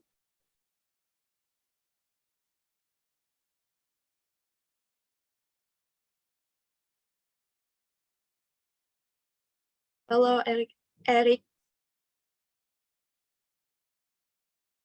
Mungkin, oh ini ada nih, Kak, pertanyaannya di kolom chat. Saya bacakan ya, Kak. Jadi, yang pertama itu bagaimana seharusnya kami sebagai agen perubahan bisa membangun kompetensi dalam jangka panjang bidang persona branding dunia pekerjaan di era industri 5.0 dan pandemi COVID-19 ini, serta dalam menghadapi bonus demografi yang akan datang di tahun 2030 nanti. Itu pertanyaan pertamanya, Kak. Mungkin bisa dijawab terlebih dahulu. Oke, saya mencoba menjawab yang pertanyaan pertama. Oh, Erikson tadi nggak bisa ini ya karena kayaknya harus di-unmute oleh panitia. Oke, saya jawab dulu ya. Yang pertama ya, Erikson pertanyaannya bagus banget. Bagaimana seharusnya kita sebagai agen perubahan membangun kompetensi dalam jangka panjang? Oke.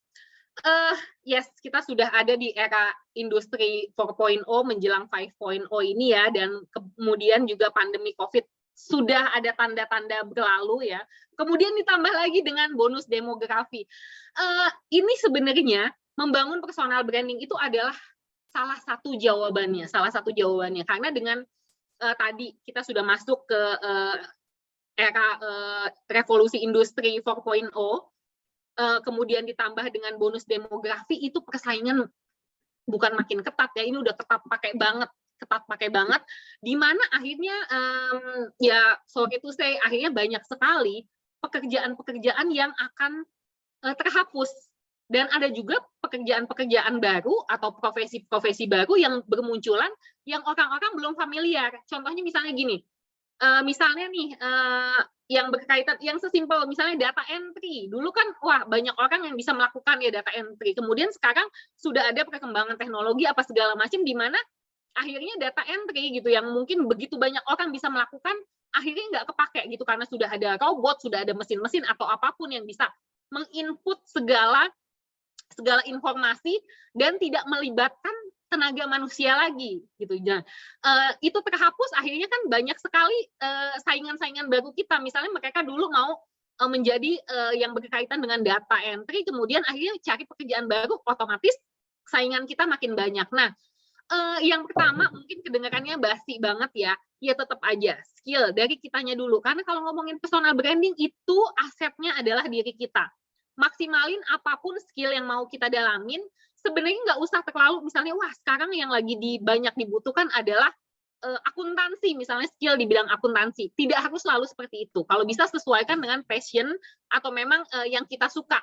Nah, lalu itu yang kita maksimalin banget, gali terus, kemudian setelah makin oke, personal brandingnya dibangun. Sehingga akhirnya kita bisa bersaing dengan kompetitor atau begitu banyak orang yang punya misalnya kurang lebih sama lah keterampilannya dengan diri kita. Nah, kemudian yang ngomongin bonus demografi, di satu sisi sedih ya, pasti kita ngebayangin akan ada begitu banyak orang yang juga punya skill yang sama apa segala macam yang juga dalam tanda kutip bertarung dengan kita untuk misalnya merebut suatu pekerjaan.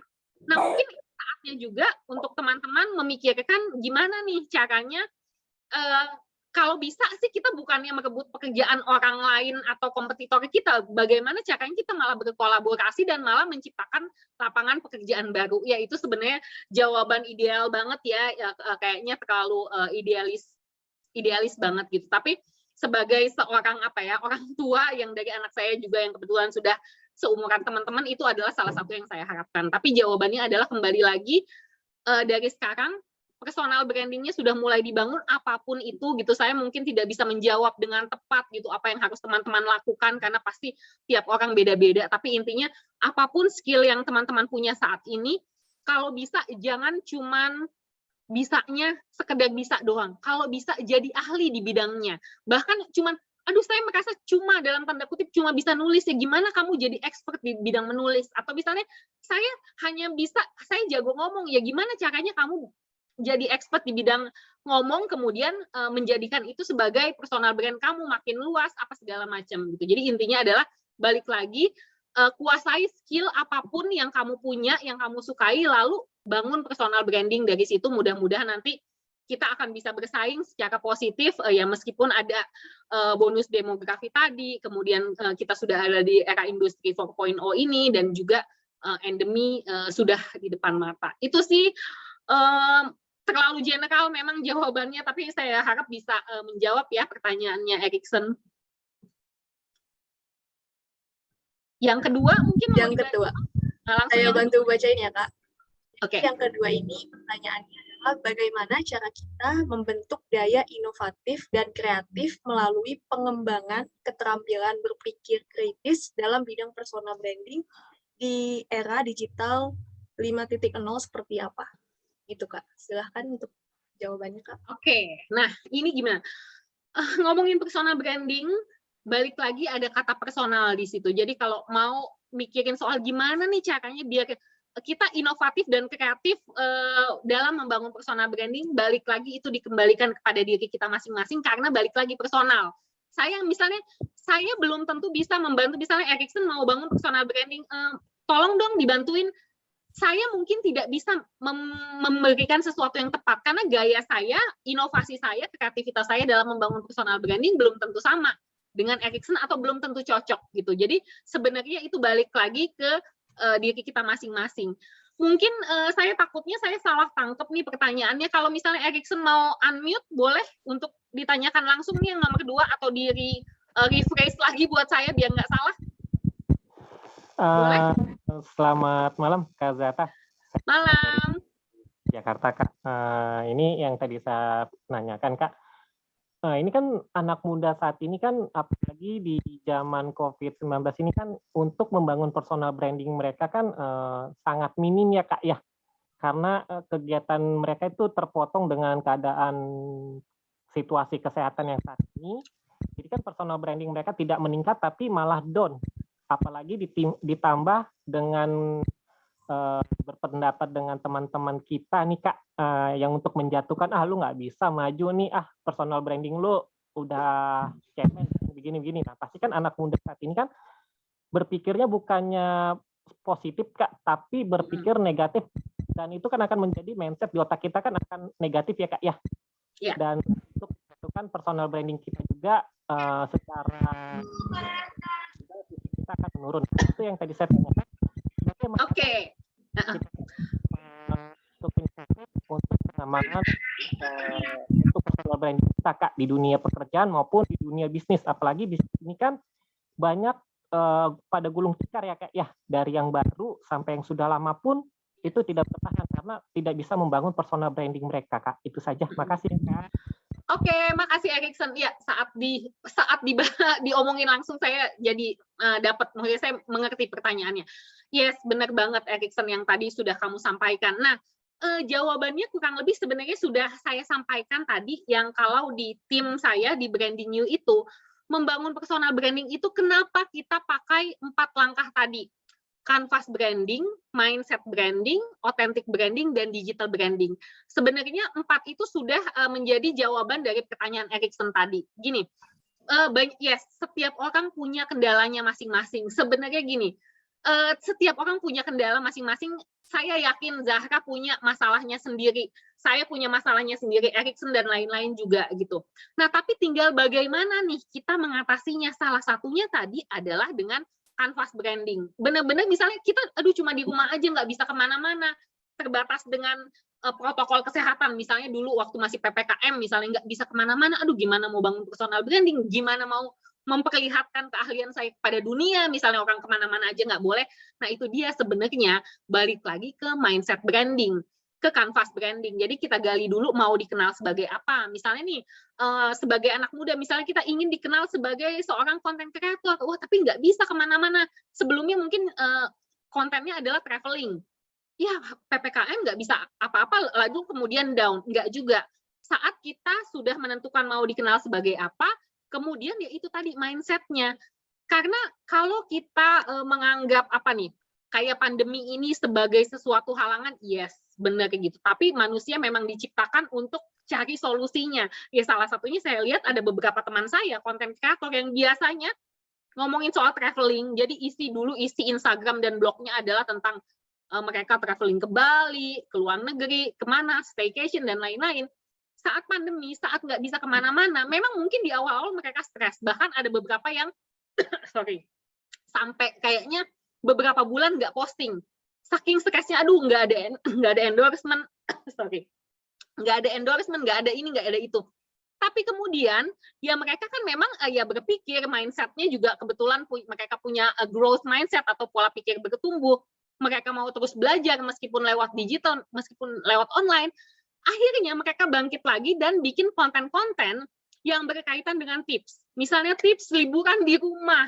Akhirnya malah ngomongin tips bertanam, tips apa, pokoknya tetap gaya hidup, tetap yang berkaitan dengan outdoor misalnya kadang-kadang, tapi di tempat-tempat yang aman atau sekelilingnya dan lain-lain. Jadi sebenarnya saat kita punya mindset yang bertumbuh akan selalu ada cara untuk kita membangun personal branding. Jadi balik lagi sebenarnya jawaban dari itu adalah 4 langkah tadi. Kalau sudah dapat kanvas brandingnya, diluruskan lagi mindsetnya dengan mindset yang bertumbuh, yang selalu mau belajar, selalu mau mencari solusi dari setiap masalah, kemudian barulah itu digunakan atau dipindahkan ke dunia digital. Nah, sebenarnya saat pandemi ini kan dunia digital berkembang dengan pesat. Nah, ini adalah malah menjadi alat kita nih untuk makin memaksimalkan personal branding kita gitu. Jadi kurang lebih jawabannya seperti itu. Nanti silakan disesuaikan dengan pengalaman masing-masing atau problema masing-masing untuk mencari solusinya gitu. Kurang lebih seperti itu. Mudah-mudahan menjawab ya Erikson ya. Bagaimana Erikson, apakah sudah cukup menjawab? Sudah Kak, terima kasih sebelumnya Kak atas materi dan pemaparannya Kak. Semoga bermanfaat buat saya dan teman-teman di webinar. Amin, sama-sama. Oke, selanjutnya saya mau membacakan pertanyaan yang kedua dari Dava. Jadi pertanyaannya menarik banget nih Kak. Jadi saya izin bertanya, gimana cara ngebangun persona branding bagi orang yang introvert? Itu Kak. Wah, pertanyaannya bagus banget nih Dava. Oke, jawaban saya bagaimana cara bangun personal branding bagi yang introvert. Saya adalah orang yang sangat introvert.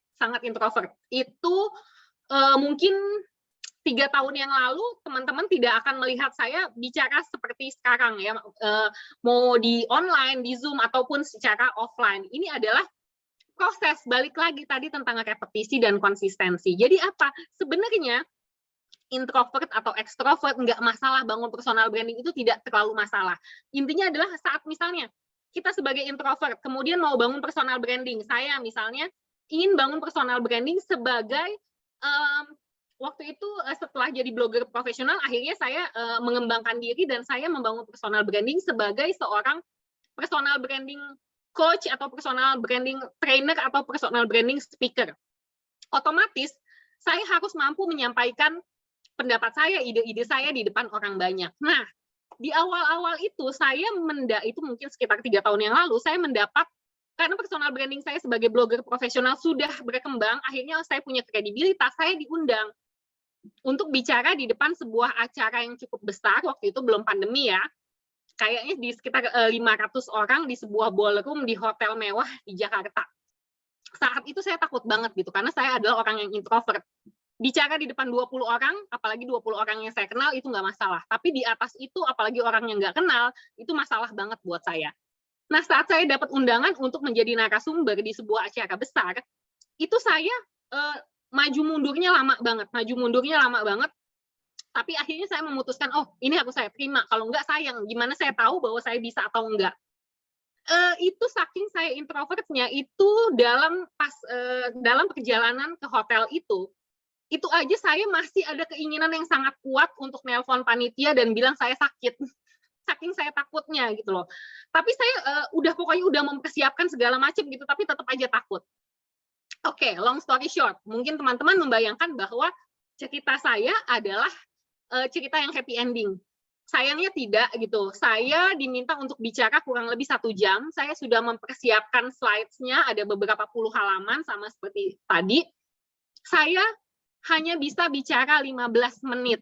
15 menit dengan terbata-bata, suara gemeteran kayak mau nangis di depan 500 orang. Kemudian saking saya blanknya, saya hanya ngebaca slides yang ada di layar. Pas slide-nya habis, saya udah nggak bisa mikir, saya cuma bilang, oke, untuk mempersingkat waktu, saya serahkan kepada pembicara berikutnya, karena kebetulan waktu itu ada 2 pembicara. Dalam perjalanan pulang, itu saya nangis di mobil, saya bilang sama suami saya, pokoknya gue nggak mau lagi jadi pembicara, pokoknya kalau ada yang ngajakin apa segala, gue nggak mau, itu gila, itu nightmare banget, malu-maluin banget gitu kan. Tapi, dengan berjalannya waktu, tetap kan nggak banyak orang juga yang tahu bahwa saya fail di acara tersebut ya, undangan-undangan tetap datang gitu, dari email dan lain-lain. Saya bener-bener, aduh, ambil nggak, akhirnya ya maksain diri gitu. Kalau ditanya tipsnya apa, maksain diri.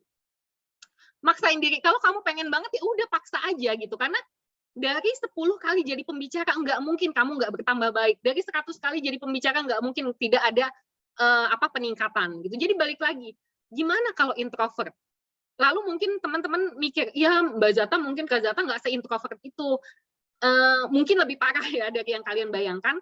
Saya saking introvertnya itu, dulu itu saya bisa, misalnya saya ada acara kawinan di luar kota, saya harus nginep di rumah orang, padahal itu keluarga ya, saya harus nginep di rumah orang, itu saya kalau sama-sama sama orang lain dalam waktu lama, itu saya 3 hari kalau nggak salah nginep, itu saya sampai nggak enak badan gitu. Jadi saya memang saking introvertnya itu, jadi kalau basa-basi itu kan penuh energi ya gitu. Nah, akhirnya itu bikin saya nggak enak badan, itu se-introvert itu saya. Tapi dengan berjalannya waktu, dengan memaksakan diri, ya saya bisa ada di posisi seperti ini. Tidak sempurna, tidak menjadi pembicara yang mungkin bagus banget atau enggak, tapi kalau dibanding dengan 3 tahun yang lalu, saya bisa bilang bahwa ini perubahannya mungkin berapa ribu persen gitu. Jadi buat Dava, gimana caranya untuk bangun personal branding bagi introvert?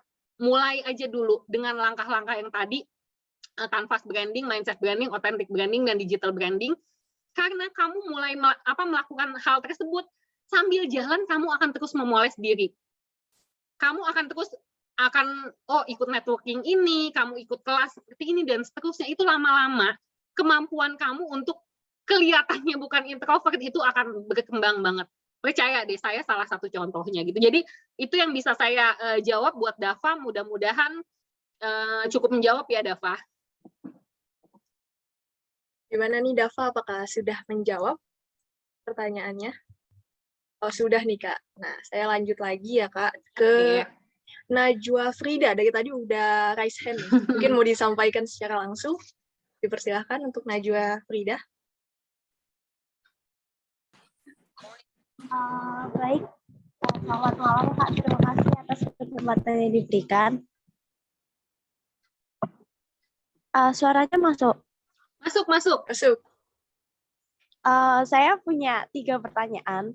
Yang pertama itu, setelah mengikuti penjelasan yang Kakak sampaikan, saya menangkap bahwa personal branding itu sangat erat sama nilai diri. Nah, tapi bagaimana bila kita berada di fase krisis identitas? Katakanlah seorang debian, dia itu tidak bisa menyebut dirinya sebagai seorang mahasiswa, juga bukan seorang siswa lagi, dan dia merasa terpuruk untuk itu. Jadi dia bingung nilai dirinya itu sebagai apa. Cara mengatasinya bagaimana? Oke, itu dulu ya, biar nggak lupa, saya langsung jawab pertanyaan Najwa. Nah, saat ngomongin personal, balik lagi bahwa ini personalisasi, ini pribadi. Kita jangan melupakan bahwa diri kita adalah manusia. Jadi hal-hal seperti yang Najwa omongin tadi itu hal yang sangat normal gitu. Jadi bangun personal branding itu nggak mesti harus saya punya kepribadian yang sangat kuat. Wah, saya sudah punya kelebihan di sini. Wah, saya punya. Tidak, siapapun kita bisa mulai. Nah, kalau tadi situasinya seperti itu, memang akhirnya balik lagi ke langkah-langkah yang tadi saya bilang. Berarti nanti di situ mulai diluruskan soal mindset-nya dulu. Gali dulu siapa diri kita. Jadi misalnya gini, personal branding itu bukan sesuatu yang harus dipaksakan. Bahkan ada beberapa orang yang bangun personal branding itu butuh waktu persiapannya aja. Butuh waktu berbulan-bulan, bahkan bertahun-tahun misalnya. persiapannya, belum bangun personal brandingnya. Misalnya dia masih menentukan, aduh, saya ingin bangun seperti ini, tapi galau nih, gini-gini, berubah-berubah, apa segala macam. Dia gali lagi, nemu, ternyata nggak pas, gali lagi, baru akhirnya ketemu yang pas, gitu. Jadi, nggak apa-apa yang tadi kamu kasih contoh itu adalah proses pencarian, itu adalah bagian dari proses. Justru, kalau kita bisa melalui hal tersebut, biasanya malah personal brandingnya nih, kalau udah nemu banget, itu biasanya long lasting. Karena memang dilalui dengan proses pencarian yang benar-benar nyari, gitu. Bukan, udah nih, kayaknya kerennya bangun personal branding seperti ini ya, udah ini aja saya bangun. Nah, itu kan beda dengan yang memang proses mencari sampai benar-benar ketemu, gitu. Jadi, untuk cara nyarinya bagaimana, akhirnya balik lagi ke orangnya masing-masing, tapi intinya adalah nggak usah merasa misalnya, aduh sebelumnya seperti ini, kemudian saat menjadi mahasiswa berubah lagi nih, atau galau lagi, atau segala macam, nggak apa-apa. Ikutin aja prosesnya, karena yang tahu kelebihan kita apa, kekurangan kita apa, itu adalah diri kita sendiri. Dari situ sih sebenarnya mulainya dari situ, nanti udah ketemu, biasanya nanti akan long lasting. Yang berikutnya apa, Najwa, pertanyaannya? Mungkin ini sedikit terjawab di pertanyaan sebelumnya. Bagaimana jika kita itu sudah memiliki niat kuat untuk membangun personal branding kita, tetapi belum didukung oleh faktor-faktor yang kiranya dibutuhkan, contohnya biaya. Oke, nah, Najwa, ini bagus banget pertanyaan kamu. Jadi ini juga mudah-mudahan menjadi inspirasi buat teman-teman semua. Keuntungan kita ada di era digital adalah kita bisa membangun personal branding dari zero budget. Percaya deh, saya bangun personal branding saya sekitar 5 tahun yang lalu itu benar-benar dari sosial media. Dengan jadi maksudnya saya sudah stabil secara offline, saya pengen bangun personal branding, tapi saya nggak mau mengeluarkan biaya untuk ads, untuk konsultan, untuk apa, untuk fotografer misalnya dan lain-lain. Semua saya lakukan sendiri tanpa biaya apapun lewat sosial media. Akhirnya balik lagi adalah kita harus terus mempertajam skills kita, gitu loh. Mempertajam skills kita bisa lewat nonton tutorial di YouTube, itu banyak sekali, apalagi kalau teman-teman menguasai bahasa Inggris, ada begitu banyak ilmu yang bisa teman-teman dapatkan di internet. Saya belajar soal personal branding, soal nulis, soal blogging, apapun itu adalah semuanya dari internet. Baru setelah saya punya penghasilan tambahan, baru saya ikut workshop fotografi, misalnya ada berbayar, baru saya ikut. Jadi, semua bisa dimulai benar-benar dari zero budget. Jadi nggak ada biaya, nggak ada alasan. Justru kalau nggak ada biaya, teman-teman harusnya lebih punya drive gitu untuk mengubah semuanya, sehingga nanti punya biaya untuk hal-hal lainnya. Oke, saya tambahin lagi. Ini juga berkaitan dengan pertanyaan Najwa kayaknya yang ada di kolom komentar. Jadi teman-teman, tidak semua dari kita beruntung untuk misalnya gini, punya skillnya apa atau punya passionnya apa, terus kita beruntung bekerja di bidang tersebut. Banyak sekali orang yang harus terpaksa bekerja di bidang lain padahal pengen bangun personal. Boleh di mute dulu. Nah, banyak sekali ya orang yang pengennya bekerja di bidang tertentu tapi malah kedampar di bidang yang lain. Alasannya apa? Ya karena memang butuh penghasilan, butuh biaya dan lain-lain, adanya itu ya itu gitu. Terus gimana? Apakah saya harus melupakan cita-cita saya bangun personal branding di bidang tertentu? Nah, tidak juga. Jadi bukan berarti teman-teman harus berhenti kerja dan pindah ke pekerjaan yang teman-teman inginkan, enggak. Tapi selama teman-teman ada di bidang yang sebenarnya bukan passion teman-teman, tapi di situ menghasilkan, manfaatin aja dulu, maksimalin di situ, karena memang saat ini rezekinya di situ. Sambil terus tadi memanfaatkan misalnya tutorial di internet, apa segala macam untuk belajar, setelah dapat ilmunya, punya sesuatu yang bisa dipegang, baru boleh nanti pindah gitu. Jadi saya nggak nyaranin teman-teman kalau misalnya punya pekerjaan dan lain-lain yang tidak berkaitan dengan personal brandingnya, terus udah idealis aja deh, udah tinggalin aja cari yang lain. Tidak. Kalau memang itu adalah sumber pencarian teman-teman, maksimalin aja dulu di situ sambil pelan-pelan bangun personal brandingnya. Gitu sih. Mudah-mudahan cukup menjawab ya, Najwa. Iya. Pertanyaan ketiganya, Kak. Boleh. Apa tuh? Boleh diomongin aja. Jadi, apakah memungkinkan untuk membangun lebih dari satu branding? Bila katakanlah Najwa itu ingin jadi writer, tapi juga ingin jadi pembicara, apakah kita harus menggabungkannya atau kita bisa memfokuskan dua hal sekaligus gitu?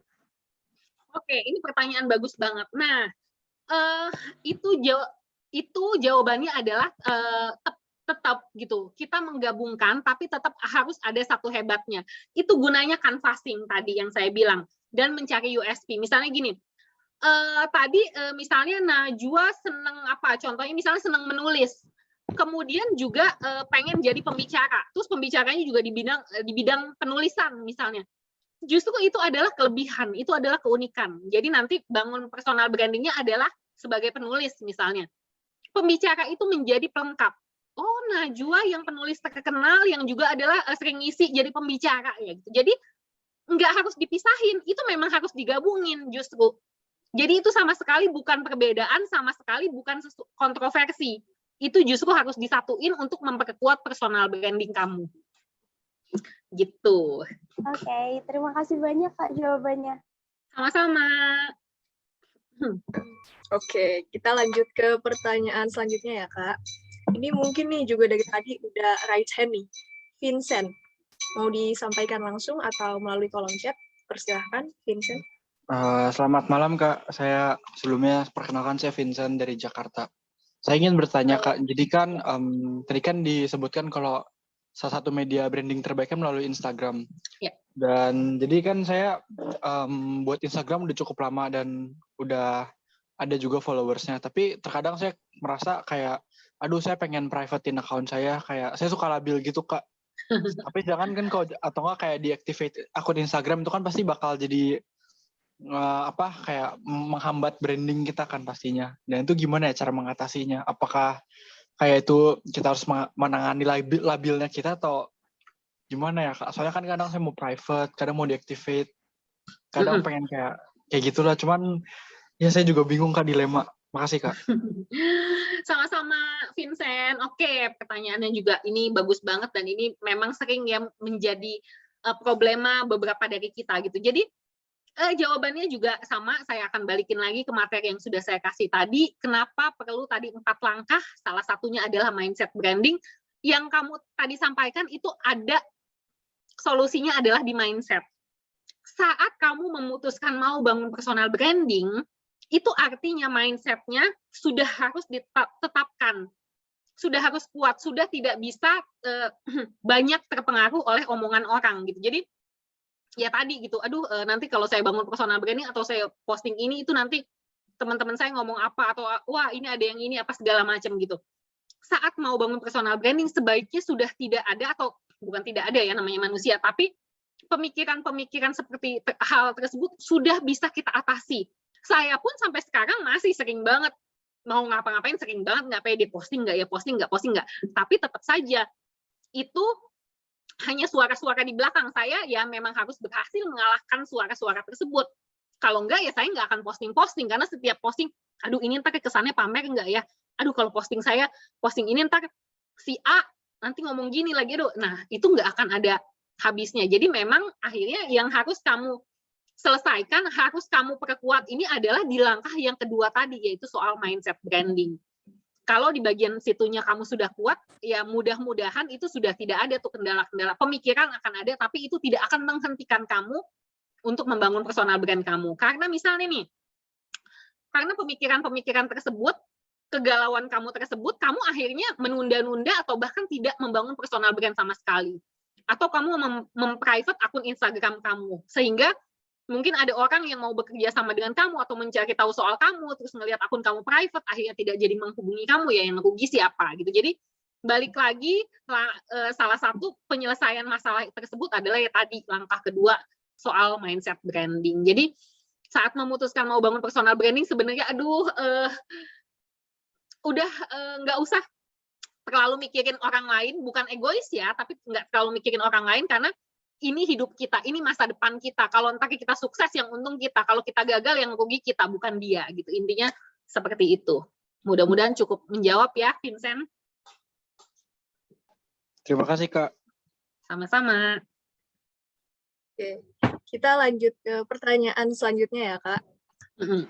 Oke, Ini ada yang ingin bertanya lagi dari Najwa, saya bacakan. Jadi pertanyaannya itu adalah bagaimana kita membangun persona branding untuk memulai karir yang tidak sesuai dengan jurusan kita, jurusan kuliah ya Kak, yang kayaknya. Dan bagaimana cara meyakinkan HRD serta orang lain meskipun berbeda dengan jurusan kuliah kita itu sendiri. Terima kasih. Oke. Ini juga masalah, bukan masalah sih, ini adalah fenomena yang dialami oleh banyak orang ya, termasuk saya. Saya dulu kuliah saya jurusan sastra Jerman, terus satu lagi apa ya, saya sampai lupa tuh, karena nggak selesai. Yang satu, manajemen. Saya ngambil manajemen juga. Pekerjaan yang saya lakukan sama sekali tidak berkaitan dengan kuliah saya. Saya salah satu pekerjaan besar saya ya, yang menurut saya besar dan sukses itu adalah saya menjadi marketing communication di sebuah law firm asing, di sebuah law firm internasional. Nggak ada kaitannya sama sekali dengan kuliah saya yang jurusan sastra Jerman.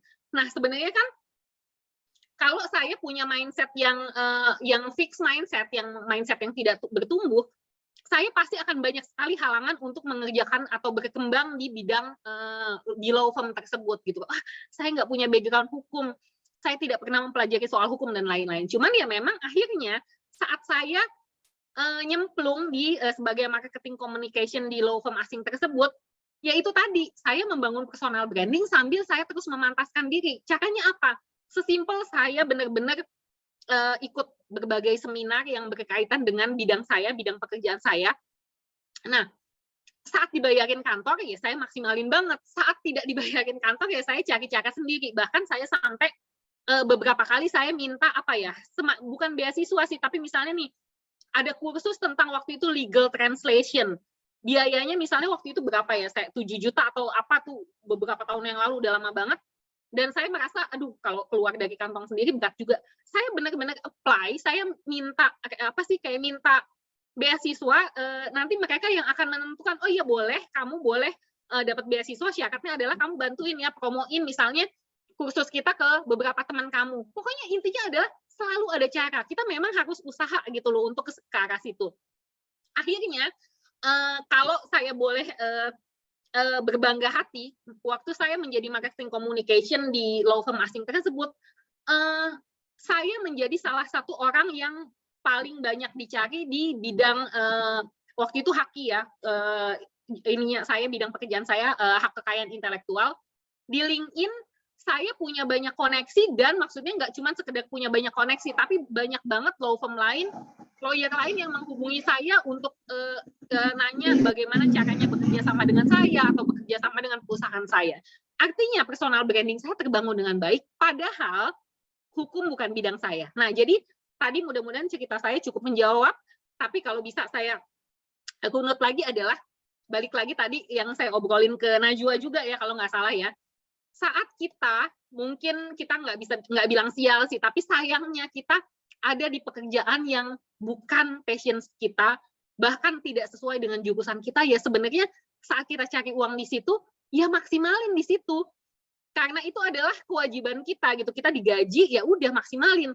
Nah, dengan saya sambil maksimalin diri, ilmu saya nambah, saya bangun personal branding di bidang tersebut, tapi saya nggak melupakan cita-cita saya untuk tetap nanti mau berhenti kerja jadi freelancer dan jadi blogger profesional. Sambil saya jalanin sebagai seorang marketing communication di law firm asing tersebut, saya tetap memoles diri untuk nanti cita-cita saya beberapa tahun kemudian saya mau berhenti, tapi dengan waktu itu saya mikir, pokoknya saya mau berhenti kalau saya udah berhasil bantuin suami saya bayar cicilan rumah sama cicilan mobil. Yang saya hitung-hitung ya 2 tahun lagi lah saya bertahan di sini, ya iya benar. Saya 2 tahun maksimalin diri dan bahkan berhasil membangun personal branding di bidang law yang bukan background saya waktu kuliah. Nah, jadi teman-teman sebenarnya moral of the story-nya adalah saat teman-teman ada di suatu bidang, cari nafkahnya di situ, maksimalin banget di situ karena pasti berkahnya banyak dan bisa membawa teman-teman ke tujuan akhirnya teman-teman. Gitu sih. Aduh, saya ibu-ibu banget ya lagi nasehatin teman-teman semua nih. Anak saya soalnya tahun ini juga kuliah nih, kayaknya seumuran sama teman-teman semua di sini. Ada lagi pertanyaannya?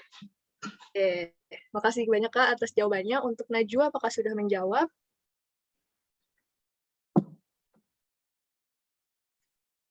Udah ya, sepertinya sudah ya Kak, tadi udah panjang lebar. Kita bisa lanjut aja nih Kak ke pertanyaan selanjutnya dari Kevin. Jadi pertanyaannya itu saya bantu bacakan, yaitu adalah saya sebagai YouTuber gaming pemula, konten gaming saya jauh beda dari yang lain. Karena saya memilih game yang tidak banyak dimainkan di Indonesia, namun dikenal di seluruh dunia. Jadi bagaimana cara saya membangun persona branding melalui game konten kreator hingga dapat mendunia seperti itu. Wah, Kevin keren banget nih Kevin. Kamu sebenarnya udah sangat spesifik gitu. Justru sebenarnya kesempatan membangun personal branding yang kuat itu karena kebetulan memang satu belum banyak saingannya, terutama di Indonesia karena belum banyak yang tahu. Ya menurut saya ini adalah kesempatan kamu untuk justru mendunia ya. Jadi saat mendunia otomatis pasti di Indonesia juga akan makin dikenal. Nah, justru sekarang adalah udah kamu konsisten aja. Jawabannya mungkin kedengaran basi, intinya adalah kamu mulai merencanakan nih, saya misalnya dalam setahun ke depan saya sudah dikenal di dunia, dan pastinya kalau di dunia udah dikenal, pasti di Indonesia juga akan viral ya, biasanya gitu kan kalau di Indonesia. Nah, kamu rencanain dalam setahun ini saya harus ngapain? Kamu bikin jadwal misalnya, oke, saya bikin konten di YouTube misalnya seminggu 3 kali misalnya, tapi konsisten, minggu ini 3 kali, minggu depan 3 kali, dan seterusnya, dan seterusnya. Lalu makin dikerucutin lagi, 3 kali ini misalnya kontennya apa? Ya, ini saya contoh aja ya, karena saya juga tidak menguasai gaming, misalnya konten pertama ya benar-benar kamu lagi sambil main game misalnya gitu kan. Lalu konten yang kedua adalah tips gimana caranya, misalnya apa tips and trick yang berkaitan dengan gamingnya kamu ini. Lalu yang ketiga adalah kamu bikin yang misalnya tips personal branding, gimana caranya bisa dikenal sebagai seorang gamer dan lain-lain. Intinya adalah diversifikasi konten-konten kamu tapi berkaitan dengan si gaming ini, lalu kemudian konsisten. Nah, kalau saya sih ngebayangin ya Kevin, kamu dalam 6 bulan, dalam setahun ke depan, kalau benar-benar konsisten itu oke banget tuh. Apalagi kalau ditambah dengan penguasaan bahasa asing, karena kebetulan memang niatnya adalah mendunia. Itu oke banget, Kevin. Bagaimana Kevin atas jawabannya? Pas sudah cukup menjawab. Intinya adalah konsisten ya Kevin kayaknya. Tapi kalau saya lihat nih dari dari pertanyaan kamu, apalagi ini juga belum banyak di Indonesia, ini maksimalin banget. Jangan sampai keduluan karena banyak banget yang wah ini mumpung saya punya rencana ini rencana itu, belum action, beberapa lama belum action, tiba-tiba kamu ngomong ya udah ada yang bikin sama persis, padahal gue udah dari dulu pengen kayak gitu. Mau apa kalau udah kejadian kayak gitu kan ya. Oke, kita lanjut ke pertanyaan terakhir ya Kak. Jadi ini ada pertanyaan dari Ernita. Jadi pertanyaannya seperti ini Kak. Bagaimana jika dalam melamar kerja jurusan kita tidak sesuai dengan background pekerjaan? Tadi sepertinya udah sama ya Kak. Jadi saya bacakan lagi. Akan tetapi sewaktu interview kerja dibully HRD setempat. Katanya ampun lihat kerjaan kamu bertolak belakang sekali dengan jurusanmu. Seperti apa tuh Kak? Ya, oke. Itu juga banyak ya hal-hal seperti itu terjadi. Itu intinya adalah tinggal bagaimana kita meyakinkan HRD-nya sih. Jadi, sekarang sekalian aja ya tips melamar pekerjaan, tips interview dan lain-lain saya kasih kurang lebih gini. Jadi gini, tipsnya adalah kalau misalnya teman-teman ingin melamar pekerjaan di suatu bidang, tapi kebetulan nih teman-teman punya begitu banyak pengalaman dari berbagai bidang. Nah, kalau bisa yang paling awal itu misalnya disesuaikan dengan yang nyambung dengan bidang yang mau dilamar. Kemudian nanti baru di bawahnya adalah hal-hal lainnya. Jadi di atasnya untuk nunjukin bahwa kamu bisa melakukan pekerjaan tersebut, lalu yang di bawah-bawahnya nggak nyambung, justru untuk menunjukkan bahwa saya di segala bidang bisa gitu. Di sini saya bisa, di bidang yang lain pun saya bisa. Oke, tapi misalnya kebetulan berbeda banget gitu ya dengan latar belakang kamu, tapi kamu yakin banget kamu bisa. Nah, itu akhirnya memang harus ada di saat wawancara. Kamu harus ngasih contoh-contoh yang relate gitu sebenarnya. Contohnya gini ya, saat saya di law firm asing yang tadi saya bilang, saya tidak punya background hukum, tapi mereka minta saya untuk menjadi marketing communication di perusahaan tersebut. Saya diwawancara oleh waktu itu oleh orang Indonesia juga dan oleh orang pusatnya di London. Pertanyaan mereka adalah itu, kamu udah pernah megang law firm? Nah, saya saat itu saya bilang bahwa belum pernah gitu, saya belum pernah megang law firm. Terus kok kamu pede banget gitu. Akhirnya sih memang ini adalah gabungan dari kemampuan komunikasi dan kepercayaan diri dan juga personal branding. Saya cuma bilang bahwa oke, saya banyak mengerjakan misalnya saya pernah megang event ini, event itu apa segala macam, di mana di situ skill-skill yang saya punya itu pasti juga kepake di law firm tersebut. Akhirnya bisa-bisanya kita untuk memasukkan skill yang kita punya ke bidang pekerjaan tersebut. Meskipun mungkin sebelumnya jurusan kita atau bidang pekerjaan kita tidak di situ, tapi kita bisa mengkorelasikannya gitu. Kurang lebih kayak gitu sih kalau ngomongin itu. Mungkin kapan-kapan kita ngomongin khusus ya tentang melamar pekerjaan, CV dan lain-lain gitu. Tapi kurang lebih seperti itu. Oke, baik. Terima kasih atas jawabannya, Kak. Untuk Kak Ernita, apakah sudah cukup menjawab nih dari jawabannya Kak Zata? Oh, sudah nih. Oke deh, karena udah banyak banget nih dan juga keterbatasan waktu, saya ingin menyudahkan sesi tanya jawab kali ini. Dan terima kasih untuk partisipasinya bagi para penanya dan juga Kak Zata atas jawabannya yang luar biasa dan pastinya telah menambah pengetahuan kita semua mengenai pentingnya membangun persona branding. Mungkin bagi Sobat Vakasia yang masih ingin bertanya atau penasaran sama Kak Zata bisa langsung ke Instagram Kak Zata ya Kak, di @zataligo. Dan mungkin bisa kepoin juga di blognya, yaitu di www.zataligau.com.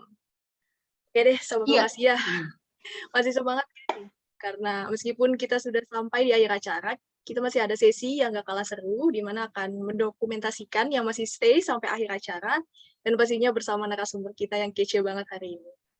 Jadi sayang untuk dilewatkan apalagi untuk membangun persona branding ya kan, nanti bisa di-upload nih hasil dokumentasinya di sosial media dan bisa juga di-tag di Instagram @vokasia dan juga Instagram narasumber kita yaitu @zataligo. Ayo Sobat Vokasia nih yang belum on cam bisa langsung on cam aja, kita tunggu sebentar. Yang belum menggunakan virtual background-nya juga bisa langsung aja nih digunain nih yang udah dikirim melalui grup WA-nya. Ditunggu sebentar ya Sobat Vokasia yang belum on cam.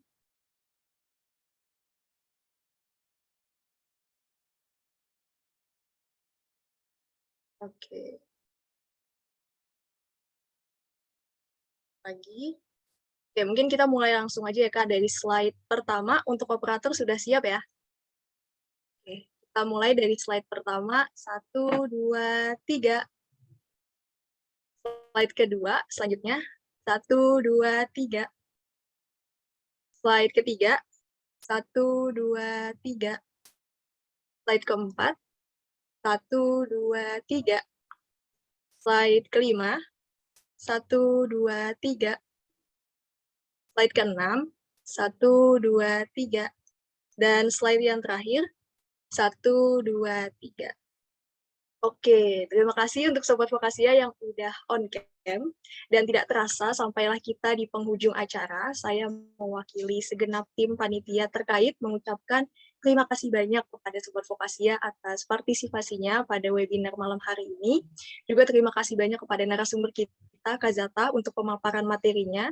Dan tidak lupa, thanks to kepada Event Jakarta dan Webinar Quiz sebagai media partner kami dalam menyelenggarakan event webinar kali ini.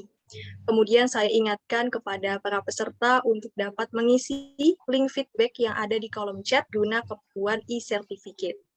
Jaga kesehatan pastinya agar kita bisa bertemu lagi di event-event Vokasia selanjutnya, yaitu terdekat akan ada mini bootcamp tanggal 15 Mei yang bertemakan mengoperasikan Microsoft Word, PowerPoint, dan Excel bagi pemula, dan jurus jitu meledakkan penjualan melalui content writing pada tanggal 28 Mei, serta pelatihan bersertifikat BNSP pada tanggal 23 April 2022. Info lebih lanjutnya bisa dicek melalui Instagram kami, yaitu @vokasia dan @businessmiracle, atau lebih lengkapnya melalui website resmi Vokasia di vokasia.id. Akhir kata, saya Zahra, pamit undur diri, mohon maaf apabila ada kesalahan kata maupun perbuatan. Wassalamualaikum warahmatullahi wabarakatuh. Selamat malam semuanya. Makasih banyak semuanya. Bye. Terima kasih Kak Zata. Sama-sama.